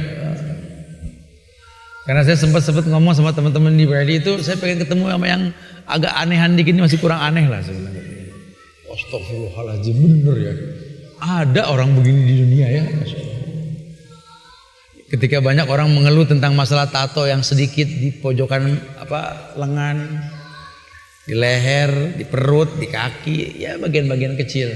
Itu pas dibuka, mas, dia nulis surat sebadan, curhatnya di kulit. Ya tapi kalau Allah sudah kasih hidayah, lihat, dia bisa menjadi mutiara dalam lumpur. Mutiara dari Pulau Dewata, coba lihat. Ini kan butuh disampaikan kepada mereka. Itu kalau sudah levelnya kita bisa mendakwahi. Kalau enggak ya jangan. Nah mungkin kalau kita nih, saya sendiri masih merasa seperti itu kok ya. Bahwa kita cari teman yang baik deh. Duduk di majelis orang yang baik. Mumpung ada rezeki, mumpung dimudahkan dunia buat kita. Allah sudah mengatakan zalul, ini bumi zalulan. Huwallazi ja'alakumul arda zalulan. Bumi sudah mudah buat kamu. Kamu sekarang bisa berjalan, bisa menuntun. Mungkin kamu nanti nggak bisa berjalan, kamu pun dituntun. Mumpung masih bisa, manfaatkan. Rasakan kenikmatannya, kemudahan tersebut. Duduk di majelis ulama, kenal sama ulama, coba belajar. Syukur-syukur sehari bersama ulama lah gitu. Lihat caranya, lihat. Cara penyampaiannya, ucapan-ucapannya, lisannya, lihat. Bahasa ulama tuh Masya Allah. Ya, kita kalau duduk di majelis ulama di Mekah, Madinah atau di Madinah lah khususnya tuh ya. Ini ulama ceramah tiap ba'da asar, ba'da maghrib, kemudian ba'da subuh. Nggak pernah ada sejarahnya ribut jamaah karena syekh tadi ceramah. Sementara yang datang berapa mazhab tuh? Aliran apa yang nggak datang di Nabawi? Semuanya ada, betul? Dan nyaris semua paham bahasa Arab loh. Nggak pernah ada keributan. Hatta Syiahnya yang dulu masih boleh, sekarang udah nggak. Dulu nggak ada didengerin karena banyak juga Syiah yang dapat hidayah. Kalau kita kan kadang-kadang dalam dakwah ini kan kalau bisa orang kafir nggak masuk Islam udah penuh, gitu ya. Seakan-akan orang Kristen nggak boleh tobat masuk Islam, orang Yahudi nggak boleh. Alasannya udah penuh Islam udah penuh lah. Kebanyakan gitu. Bencinya sama Syiah wajib, kita benci sama Syiah tuh wajib. Tapi kalau Syiah tobat jangan, tat bahaya. Ini kan bahaya sekali, nggak tahu cara dakwah yang bagaimana ditawarkan, saya nggak paham. Sehingga orang kalau punya masa lalu kayaknya nggak boleh berbuat baik gitu loh. Ini bahaya. Padahal sahabat mana yang nggak punya masa lalu? Ya nggak usah jauh-jauh lah di negeri kita, ustadz mana yang nggak punya masa lalu lah. Sekarang dia jadi baik, al-amal bi khawatimiha, amal tergantung akhirnya. Sekarang dia baik dan dia berilmu, lihat ilmunya jangan lihat orangnya. Itu kan prinsipnya unzur maqala wala tanzur man qala. Lihat yang disampaikan, jangan lihat siapa yang menyampaikan. Kalau lihat yang menyampaikan siapa, capek kita. Tapi kalau yang disampaikannya qala Allah wa qala Rasul wa qala sahabat, rujukan bukunya jelas, footnote-nya bagus, bismillah, ambil. Lihat yang disampaikan. Pengen tahu siapa orang yang kita ambil ilmunya, berteman di luar kajian. Kalau nanti dia punya kekurangan, jangan hina dia. Cukupkan ilmunya saja. Karena orang kalau mau dilihat sempurna tidaknya, lihat aplikasinya. Karena banyak juga orang yang hafal Quran, udah diakui keustatannya, di luar dia nggak bisa bergaul, bertetangga pun nggak sanggup, lihat bacok ya. Tapi udah lihat ilmunya perlu. Nah buat kita bertemanlah sama orang baik, sehingga nanti agama kita jadi baik. Karena kalau ilmu di tangan ulama tuh lembut sekali. Ilmu di tangan ulama lembut, Masya Allah. Saya tersenyum melihat Syekh Ali Hasan bin Ali Abdul Hamid Ali Al-Halabi. Ketika waktu itu kita ada kajian Tadribul Asatid situ ya, di mana, di Grand Alia Menteng itu ya. Ada orang Yordan juga yang negor dia dan nggak syar'i, dan saya tahu ini orang masa turis biasa lah. Tegur beliau ini, Assalamualaikum ya Syekh Ali. Waalaikumsalam ya Habibi fi biladin wahid. Oh kekasihku satu negara. Oh Masya Allah. Subhanallah. Saya bilang, lihat itu agama di tangan ulama, lihat. Dia belum tahu namanya. Ya, ini orang ngaku orang Yordan, dipeluk sama dia. Ya, kita kan, Assalamualaikum. Antum siapa? Oh. Masalah meluk belakangan gitu. Emang beda deh kalau di tangan ulama, beda. Ya Allah, lembutnya Masya Allah. Si Ibrahim tuh kalau di Nabawi, wah kalau ngomong semangat, ada anak kecil, ahlan, ya Allah, Masya Allah. Ada lagi. Kasih teman Masya Allah. Lagu-lagu itu dia bisa break dulu buat anak kecil Masya Allah. Oh dahsyat. Ya, makanya jangan heran kalau banyak kelebihan-kelebihan sahabat yang kita nggak paham. Perang belum terjadi, musuh udah masuk Islam. Tuh dikaji coba. Umar ibn Khattab tuh punya kelebihan, ya dia punya karomah. Kalau udah mengatakan Allahu Akbar, 10 gunung musuh di balik gunung ke-10 dengar. Khalid bin Walid, kelemah lembutan beliau dalam berdialog sebelum perang. Kalau dulu kan perang, sebelum terjadi perang kan pimpinan-pimpinan ketemu. Ya, bisa kita mulai, bisa. Ramahnya beliau itu membuat pimpinan Romawi masuk Islam.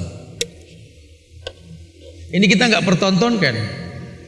Kita lupa bahwa Islam ini kemasan akhlak. Kita mempertontonkan sesuatu yang menakutkan.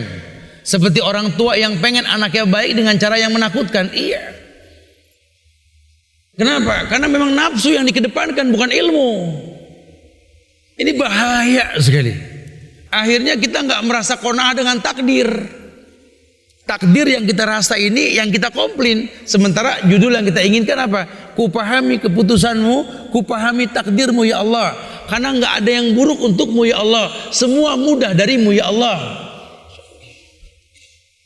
Dia nggak komplain dengan keadaan. Coba deh cari teman yang baik. Surat Al-Kahfi ayat 28 tuh dalilnya tuh. Allah berfirman, wasbir nafsaka ma'al ladina yad'una rabbahum bil ghada wal asi yuriduna wajhahu wala ta'du aynaka anhum turidu zinatal hayatid dunya wala tuti man aghfalna qalbahu an dzikrina wattaba'a hawahu wa kana amru furuta. Surat Al-Kahfi ayat 28 ini Allah berfirman, suruh sabar kita. Bersabarlah kamu bersama orang-orang yang menyerukan Robnya di pagi dan petang. Yuriduna wajhah, yang dia menyebut nama Tuhannya karena memang pengen ketemu sama Tuhannya. Kenapa? Karena di dunia dia nggak bisa ketemu sama Allah. Bohong kalau orang bisa ngelihat Allah di dunia tuh bohong. Tidak ada. Wala ta'du aynaka anhum turidu zinatal hayatid dunya. Tolong jangan sampai matamu itu berpaling kepada orang yang tertarik dengan perhiasan dunia. Wala tuti man aghfalna qalbahu an dzikrina. Jangan suka patuh, jangan suka mengikuti sesuatu yang kamu tidak ada ilmunya. Ya, kita ada perintah di sini, jangan kamu mengikuti orang yang hatinya telah kami lalaikan dari mengingat kami. Wala tuti man aghfalna qalbahu an dzikrina. Jangan kamu patuhi orang yang hatinya Allah bikin lalai karena mengingat kami. Wattaba'a hawahu wa kana amru furuta. Kemudian mengikuti nafsunya dan masalahnya nggak pernah beres. Ini kan bisa jadi dalil untuk tidak memilih pemimpin kafir juga kan? Bukan cuma yang heboh Al-Maidah aja.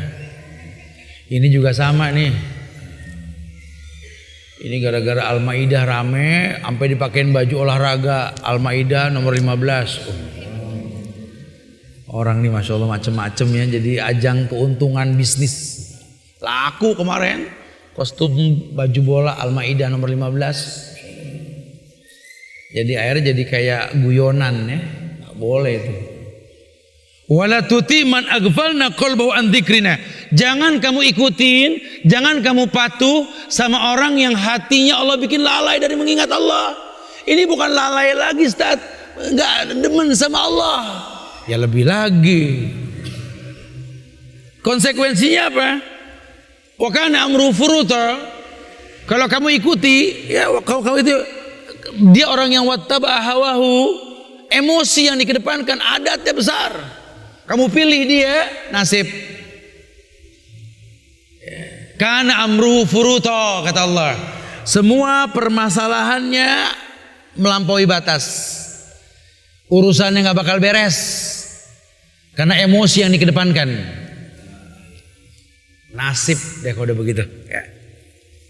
Jangan, orang Islam harus berilmu tentang hal-hal seperti ini. Jadi poinnya suruh cari teman yang baik, jangan yang begini nih. Apalagi kalau sampai pemimpin yang baik. Karena kalau bahasa pemimpin pakai bahasa pertemanan, Rasul yang mengatakan sohibukum hadza khalilullah. Beliau selalu mengatakan teman kalian ini, nabi kalian, Rasul kayak pemimpin kalian gitu loh. Teman kalian ini, bisakah kita berteman sama pemimpin? Kira-kira pemimpin kita ini fleksibel nggak? Orangnya gampang gaul nggak? Coba, penting loh. Mau nggak terjun ke masyarakat bergaul? Mau tahu nggak? Kalau cuma sekedar teori ya semua juga bisa berteori ya. Yang kedelapan, yakni kita disuruh betul-betul yakin akan pertolongan Allah. Yakin akan pertolongan Allah. Bahwa masa depan ini milik Islam. Bahwa masa depan ini milik Islam. akan ada zaman nanti di mana Islam itu jaya. Ini kita harus yakin, cuma memang melalui proses. Sebelum Dajjal turun, ya timbullah antek-antek Dajjal di mana-mana. Dilatih dulu, coba ini sebelum Dajjal turun, ente percaya gak nih? Ciri khas Dajjal itu kan pinter ngomong, ya, menjanjikan dunia, dia bawa neraka, dia bawa sorga, dia bawa gunung emas, tuh Dajjal. Kira-kira kamu percaya gak? Nabi kasih bocoran. Nanti pengikut Dajjal yang paling banyak tuh perempuan, kata Rasul. Makanya di akhir zaman itu Dajjal timbul nanti, banyak suami tuh ngikat istrinya di rumah, takut ketarik sama Dajjal. Karena Dajjal tuh menjanjikan dunia, gunung emas, sorga, oh masya Allah. Ya itu buktinya anak buah Dajjal baru ngepret duit aja udah rame orang kemarin. Yang ngebelain laki apa perempuan? Coba, apalagi ntar Dajjal yang asli gunung emas, bukan rupiah, gunung emas. Orang akan berkata biarin dah, mata satu PC yang penting tajir, gitu ya. Ada masanya nanti ya. Bayangkan tuh kalau kita nggak berilmu masalah yang satu itu. Kita suruh yakin akan pertolongan Allah dan bahwa masa depan itu milik Islam, harus yakin. Nabi pernah bersabda, wallahi la yutimanna hadzal amru hatta yasira raqibu min San'a ila Hadramaut wa la yakhafu illa Allah wa disba ala ghanamihi walakinnakum tasta'jilun. Beliau pernah bersabda, wallahi la yutimmanna hadzal amr, demi Allah, Allah itu pasti akan menyempurnakan perkara ini, hatta yasira raqib min San'a, sampai-sampai nanti akan ada orang yang berjalan dari San'a menuju Hadramut tanpa rasa takut. Artinya ada masa di mana nanti Islam itu akan jaya sampai orang tuh jalan dari San'a sampai Hadramut aman, padahal itu jalan paling angker itu. Banyak pembegal, banyak ini macam-macam. Satu waktu begitu. La yakhafu illallah, di mana mereka tidak takut kecuali hanya pada Allah. Bahkan dikatakan adz-dzi'ba ala ghanamihi walakinnakum tasta'jilun. Bahkan sampai-sampai nanti mereka pengembala nggak takut sama serigala yang akan menerkam kambingnya. Kenapa? Karena serigala pun makanannya cukup, nggak mungkin makan kambing, saking jayanya Islam. Beliau mengatakan walakinnakum tasta'jilun, tapi sayang kata Rasul, kalian itu terlalu tergopoh-gopoh, pengen cepet orang paham. Kalau ngomong masalah kerudung sama anak pengen langsung berubah. Anda sendiri berapa tahun baru pakai, anak 3 hari suruh paham. Masya Allah. Sudah 3 hari saya ngomong Ustaz, masih dia gak melakukan. Akhirnya saya bilang sama anak saya, lakum dinukum. Istijalnya tergopoh-gopoh. Saya capek Tat ngomong sama teman gak paham-paham Ustaz. Ya Allah, saya bilangin Islam ini betul-betul mulia, jangan sampai kau sia-siakan kemuliaannya. Demi Allah ini Islam ini ya Allah mulia, betul-betul mulia. Ayo dong bismillah gini. Masih gak mau paham Ustaz. Udah saya gak mau kenal lagi dah. Oh ya jangan. Emang manusia ini ajal, tergopoh-gopoh. Biar waktu yang menyempurnakan, ilmu yang menyempurnakan, bukan kamu, tugas kamu yang menyempurnakan. Emosi, inspirasinya nggak didengar sama pemerintah, merekrut massa mendemo dari pinggir jalan, dicaci maki, orang dihasut, dirugikan sama instansi, dikasak-kusuk cari teman yang dirugikan, diajak koalisi, hobi, demo hobi. Ini kan kebiasaan PKI, betul? Dengan buruhnya dulu, yang ntar mendemo. Masya Allah. Buat apa ada hadis yang mengatakan dengan tegas bahwa mencaci maki orang Islam dari pinggir jalan itu fasik, membunuhnya kafir. Syibabul muslim fusuk wa qitaluhu kufrun. Coba deh, mulai kita pelajari. Oh iya ya, oh iya ya. Ternyata memang di Islam nggak boleh. Nabi yang bilang, walakinnakum tastajilun. Kamu terlalu tergopoh-gopoh. Akhirnya gara-gara nggak sabar lihat tuh hancur tuh kan. Padahal Allah sudah janji nih, Allah sudah janji. Sampai nanti kalau Islam sudah sampai, pengembala nggak takut sama serigala. Udah serigala mah nggak bakal makan kambing saya. Serigala tuh kebiasaan makan apalah. Begitu bahasanya. Subhanallah, saking jayanya waktu itu tuh. Tapi ya kenyataannya mau bilang apa? Karena memang kayak umur kalau udah 40 sempurna, itu tinggal jatuhnya doang. 41, 42, 43 ke bawah tuh makin lemah. Puncaknya ya balagu asudda wa balagu arba'ina sanatan. 40 tahun sempurna. Habis 40 lemah. Udah jarang lah orang umur 40 ke sono ngomongin masalah kerjaan, masa depan udah enggak terlalu beda sama orang umur 35 sampai 40 tuh beda semangatnya. Apalagi nih, gimana nih kita kerja apa nih semangat. 40 ke sono, 45 ke sono dah lebih afdol 45 ke sono dah. Banyakan ngomongin merek obat, betul ya? Obrolannya seputar herbal, madu, ya, macam-macam. Jeruk, lemon, daun sirsak, ya, temu kunci, apa lagi? Bekatul. Dulu nggak ada yang ngemas bekatul, sekarang bekatul dikemas, masya Allah ya. Itu gara-gara ide dari orang-orang 40 tahun ke atas gitu ya. Itu sudah masa di mana kita akan ngalamin itu. Masya Allah. Taib yang ke-9. Ya. Di yang ke-9 kita disuruh sabar. Apapun yang Allah takdirkan, udah kupahami keputusanmu ya Allah. Karena memang dari pertama dia udah nyambung, dia serahkan semua kepada Allah. Dia serahkan semua kepada Allah. Kemudian apapun yang terjadi, dia pahami keputusan Allah. Ternyata Allah putuskan seperti apa yang dia perbuat. Al jaza bi jinsil amal istilahnya itu. Balasan tergantung perbuatannya. Apa yang kau buat itu yang kau dapatkan. Dia merasakan hal tersebut. Ya, ini Rasulullah Shallallahu Alaihi Wasallam bersabda. Ayat disampaikan. Rasul bersabda, "May yatasabbar yusabbaruhullahu, wa man yastaghni yughnihillah, wa lan tu'ta ata'an khairan wa awsa'a minas sabri." Barang siapa yang berusaha bersabar, kata Rasul, Allah memberikan kesabaran kepadanya. Barang siapa yang merasa cukup, yughnihillahu, Allah akan mencukupi dia. Kemudian walan tu'ta ata'an khairan aw asa'a manis sabr. Sesungguhnya Allah tidaklah memberikan pemberian yang lebih baik dan lebih luas daripada sabar.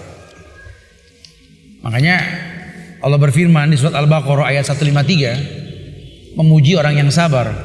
Ya ayyuhalladzina amanu ista'inu bis-sabri was-shalah. Innallaha ma'as sabirin. Cuma orang beriman yang dipanggil. Ya ayyuhalladzina amanu, hai orang yang beriman, ista'inu bis-sabri was-shalah. Minta tolonglah dengan sabar dan salat. Karena orang enggak bisa sabar kalau enggak beriman. Pun enggak bisa salat kalau enggak beriman dan sabar. Kalau cuma sekedar gugur kewajiban salat semua juga bisa. Cuma mendapatkan fungsi salat itu enggak semua mampu.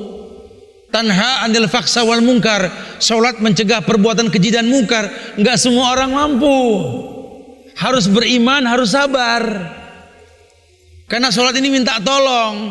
Dan sekarang dia enggak merasa minta tolong, ya dia enggak sabar, dia enggak salat, susah. Orang beriman. Kenapa mesti beriman, Ustaz? Karena orang beriman diuji dengan sabar. Isbiru wasabiru warabitu wattaqullah. Sabarlah kamu, kuatkan sabarmu. Bukan gitu ya. Jadi orang kalau udah sabar bukan gak diuji. Aduh, untung saya sabar. Ya alhamdulillah. Cukup dah Ustaz. Cukup dah. Cukup saya 3 hari aja sabar Ustaz. Gak kuat dah. Berarti kan dia sendiri yang bilang cukup 3 hari sama Allah. Innallaha ma'as sabirin. Dia merasa bangga tidak sama Allah lagi dengan menghilangkan kesabaran, kesalahan. Masya Allah. Baru kemudian yang terakhir, yang ke-10. Ini penting, yang paling penting nih ya. Kita disuruh merenungkan kenikmatan surga dan azab neraka. Begitu juga mengingat kematian.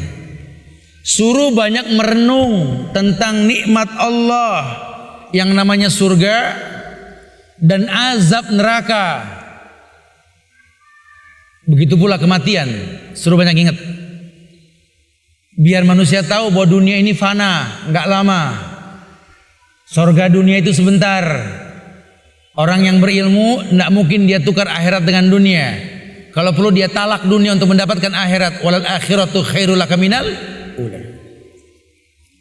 Surat Al-Imran ayat 133. Wasari'u ila magfiratin min rabbikum wa jannatin arduhas samawati wal ard uiddat lil muttaqin.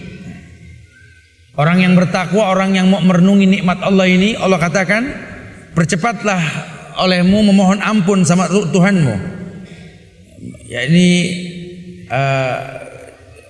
dan bersegeralah kamu kepada ampunan dan Rabbmu dan kepada surga yang luasnya langit dan bumi yang disediakan untuk orang-orang yang bertakwa. Ada janji indah di akhirat. Coba mulai hayalkan, iya ya. Kalau dunia ini sijinul mukmin, penjara buat orang beriman. Mazra'atul akhirah. Dunia ini tempat bercocok tanam buat akhirat. Udahlah. Saya nggak terlalu tertarik sama dunia. Kalaupun dunia memaksa saya, ya nggak membuat saya lupa diri lah. Ini orang masya Allah ini. Dia berilmu. Surat Al-Imran ayat 185. Dia pegang dalilnya. Kullun nafsin dha'iqatul maut wa innama tuwaffawna ujurakum yawmal qiyamah faman zuhziha 'anil nar wa udkhilal jannah faqad faz wa mal hayatud dunya illa mata'ul ghurur. Setiap jiwa itu pasti didatangi oleh kematian. Allah yang mengatakan innamat tuwaffawna ujurakum yawmal qiyamah, sungguh pada hari kiamat sajalah disempurnakan pahalamu. Faman zuziya anin nar wa udkhilal jannah, barang siapa yang Allah jauhkan dari neraka, dimasukkan ke dalam surga, maka dia telah beruntung. Faqad faz wa mal hayatud dunya illa mata'ul ghurur. Ketahuilah, kehidupan dunia ini kenikmatan yang menipu. Tuh, 10 hal tersebut mudah-mudahan menjadi penyebab kita bisa mengatakan, kupahami keputusanmu ya Allah. Artinya teguh tetap dalam iman, tidak menjadi makhluk yang komplain kepada Tuhannya, karena dia tahu berhusnuzon kepada Rabb Allah merupakan sebuah kemuliaan. Begitu pula sebaliknya, berburuk sangka kepada Allah akan menjadikan keburukan dalam hidup kita. Ana inda zoni abdi, kata Allah. Aku menurut prasangka hamba. Semoga Allah muliakan kita insyaallah ya. Yuk kita berdialog. Silakan yang mau bertanya. Akhirul da'wana alhamdulillahirabbil alamin.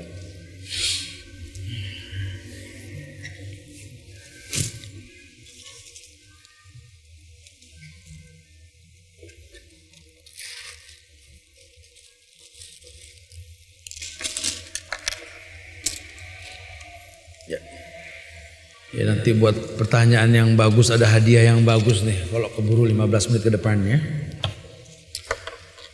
Ustaz, suami saya berkata apabila ia sulit dihubungi untuk saya minta izin keluar rumah, maka saya dipersilakan keluar rumah dengan mengucap bismillah. Apakah saya tetap dapat ridho suami saya kalau begitu?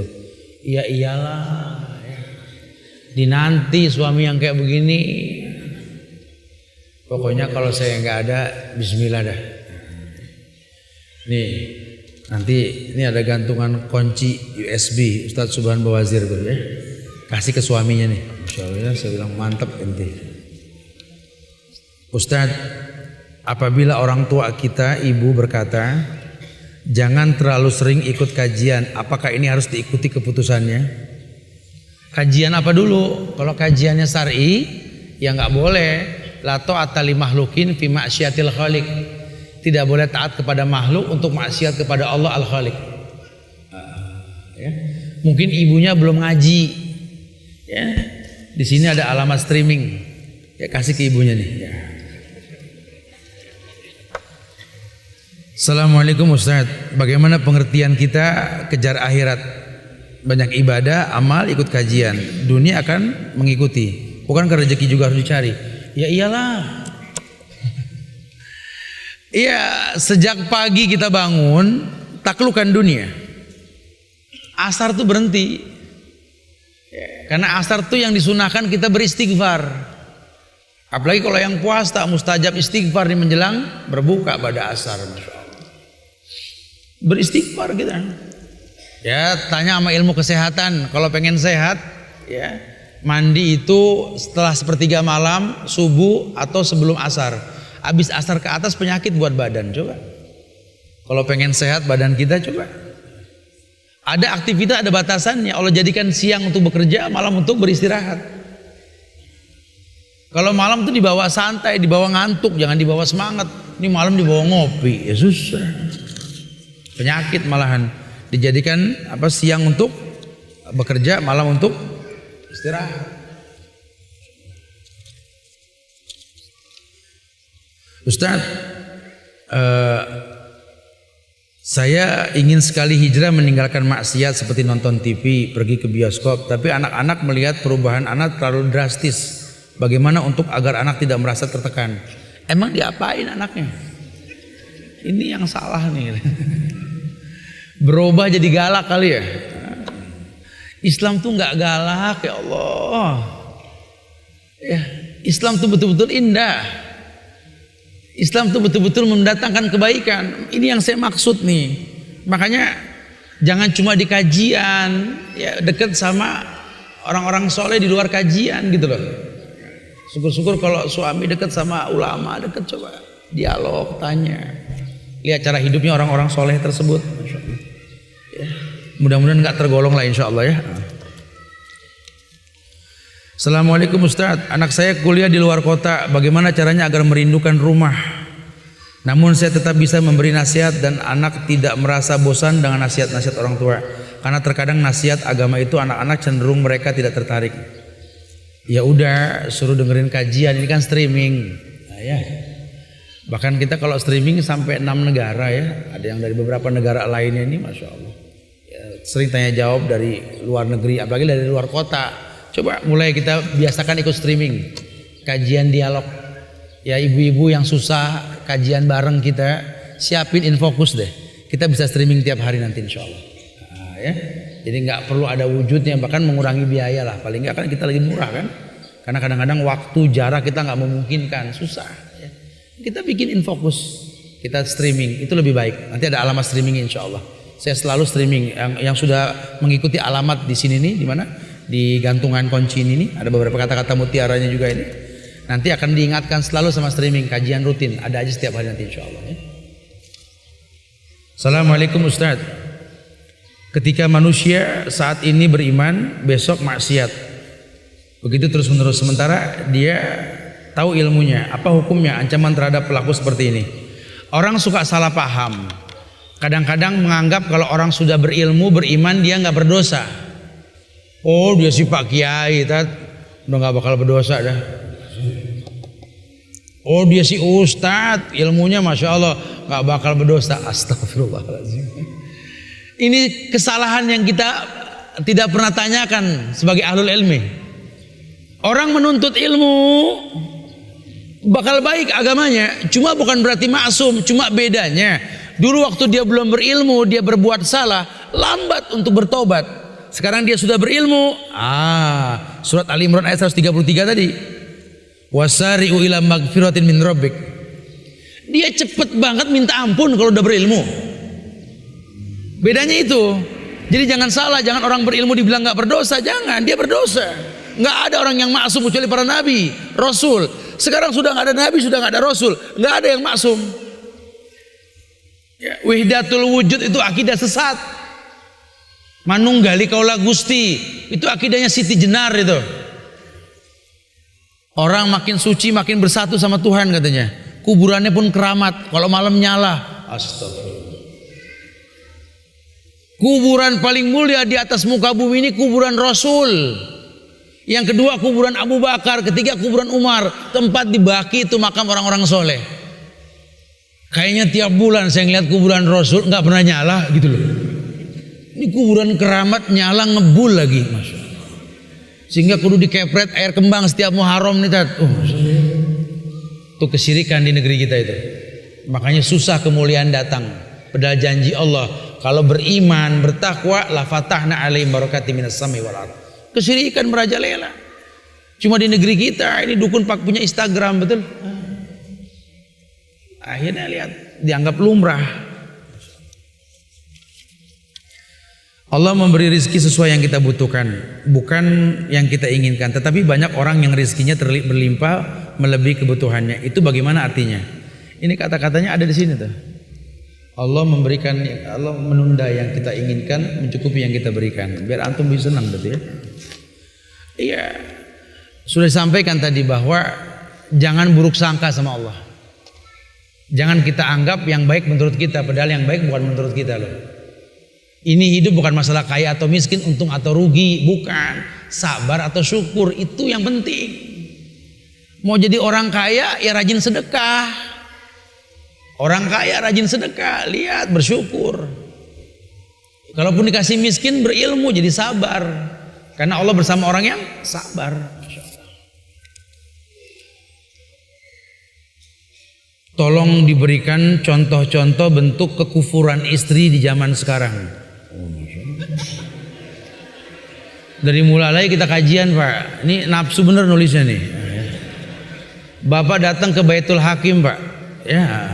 Atau lagi-lagi Bapak kembali ke alamat sini. Saya sudah tuliskan di situ.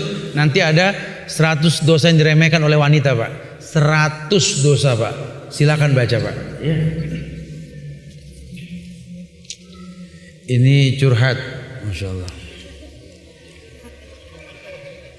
Iya, saya suruh baca dulu. Suami saya banyak hutang, orang tua saya termasuk yang ikut repot dan terganggu. Pertanyaannya, apakah saya berdosa terhadap orang tua, terutama ibu saya, kalau saya memutuskan ikut tinggal bersama suami tanpa izin orang tua? Ya Allah, baca sih apa namanya, beli buku tentang pernikahan dari A sampai Z.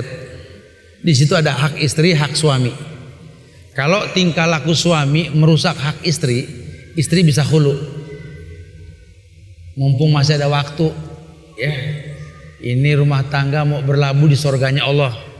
Kalau pemimpin kita begini, ya, banyak berbuat dosa, buat maksiat, buat pegel, nasihatin. Kalau udah dinasihatin 3 kali tetap nggak berubah, ya ambil keputusan. Sabar. Semoga Allah berikan hidayah sama suami anti, insya Allah ya.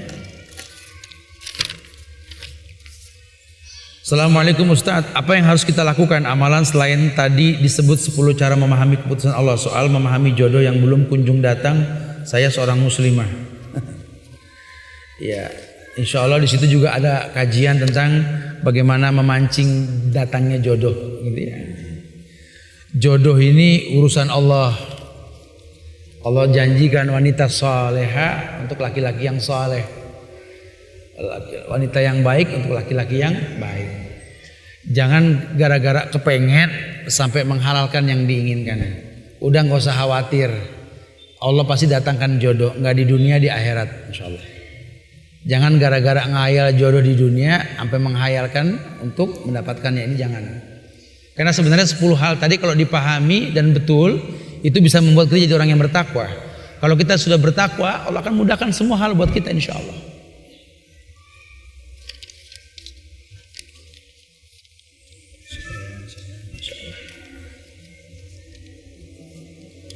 Ustaz, saya berdakwah lewat postingan di sosmed tentang sunnah. Kemudian ada beberapa teman yang tidak setuju dan mengirim pesan. Saya seperti mengancam agar mendelete apa yang saya harus lakukan. Itulah Anda, gitu ya. Berdakwah bingung sendiri, gitu ya. Ini sosial media ini kalau saya minta maaf ya, saya orang yang kadang-kadang tuh nggak terlalu suka menjawab ya di WA maupun di BB semampunya saya. Karena kadang-kadang kalau pakai bahasa sosial media tergantung kondisi batin orang yang baca. Kita maksudnya baik, kok kamu beranggapan seperti itu sih? Baca yang kok kamu Ustaz marah gitu. Karena yang baca sama dengan dakwah. Karena dalam dakwah ini kita berinteraksi. Ya. Sehingga saya berprinsip sekali bahwa hijab itu pakaian. Berpakaianlah yang syar'i itu hijab perempuan. Begitu pula laki-laki. Karena kita nggak bisa menghindari. Karena dalam menyampaikan ilmu ini harus ada interaksi gitu loh. Ya kita mau berdakwah sama orang, kalau kita nggak berinteraksi susah juga ya. Kita suruh sabar sementara dia nggak beriman, susah. Kita bilang paham kan? Paham. Kita nggak lihat gimana sih gitu loh. Nggak bisa. Kecuali kita bicara kelas khusus. Karena kan ilmu dikembalikan ke ilmu nantinya. Ya kalau ilmu sudah cukup ya cukup lah insya Allah. Ya, wallahu a'lam. Tapi ini karena waktu juga nggak memungkinkan ya. Insya Allah di lain waktu kita akan coba sampaikan lagi nanti insya Allah. Ini ada beberapa pertanyaan yang bagus, yang mudah-mudahan ada manfaat hadiahnya ini. Ya. Dan Allah berikan kemudahan, mudah-mudahan buat kajian ini. Saya mohon maaf kalau ada kesalahan dan kekurangan. Kesempurnaan hanya milik Allah. Mudah-mudahan kita bisa berjumpa di lain waktu dan tempat, sehingga kita bisa belajar bareng lagi nanti insya Allah ya. Kita tutup dengan kafaratul majlis. Subhanaka wa bihamdika, asyhadu an la ilaha illa anta, astaghfiruka wa atubu ilaik. Assalamualaikum warahmatullahi wabarakatuh.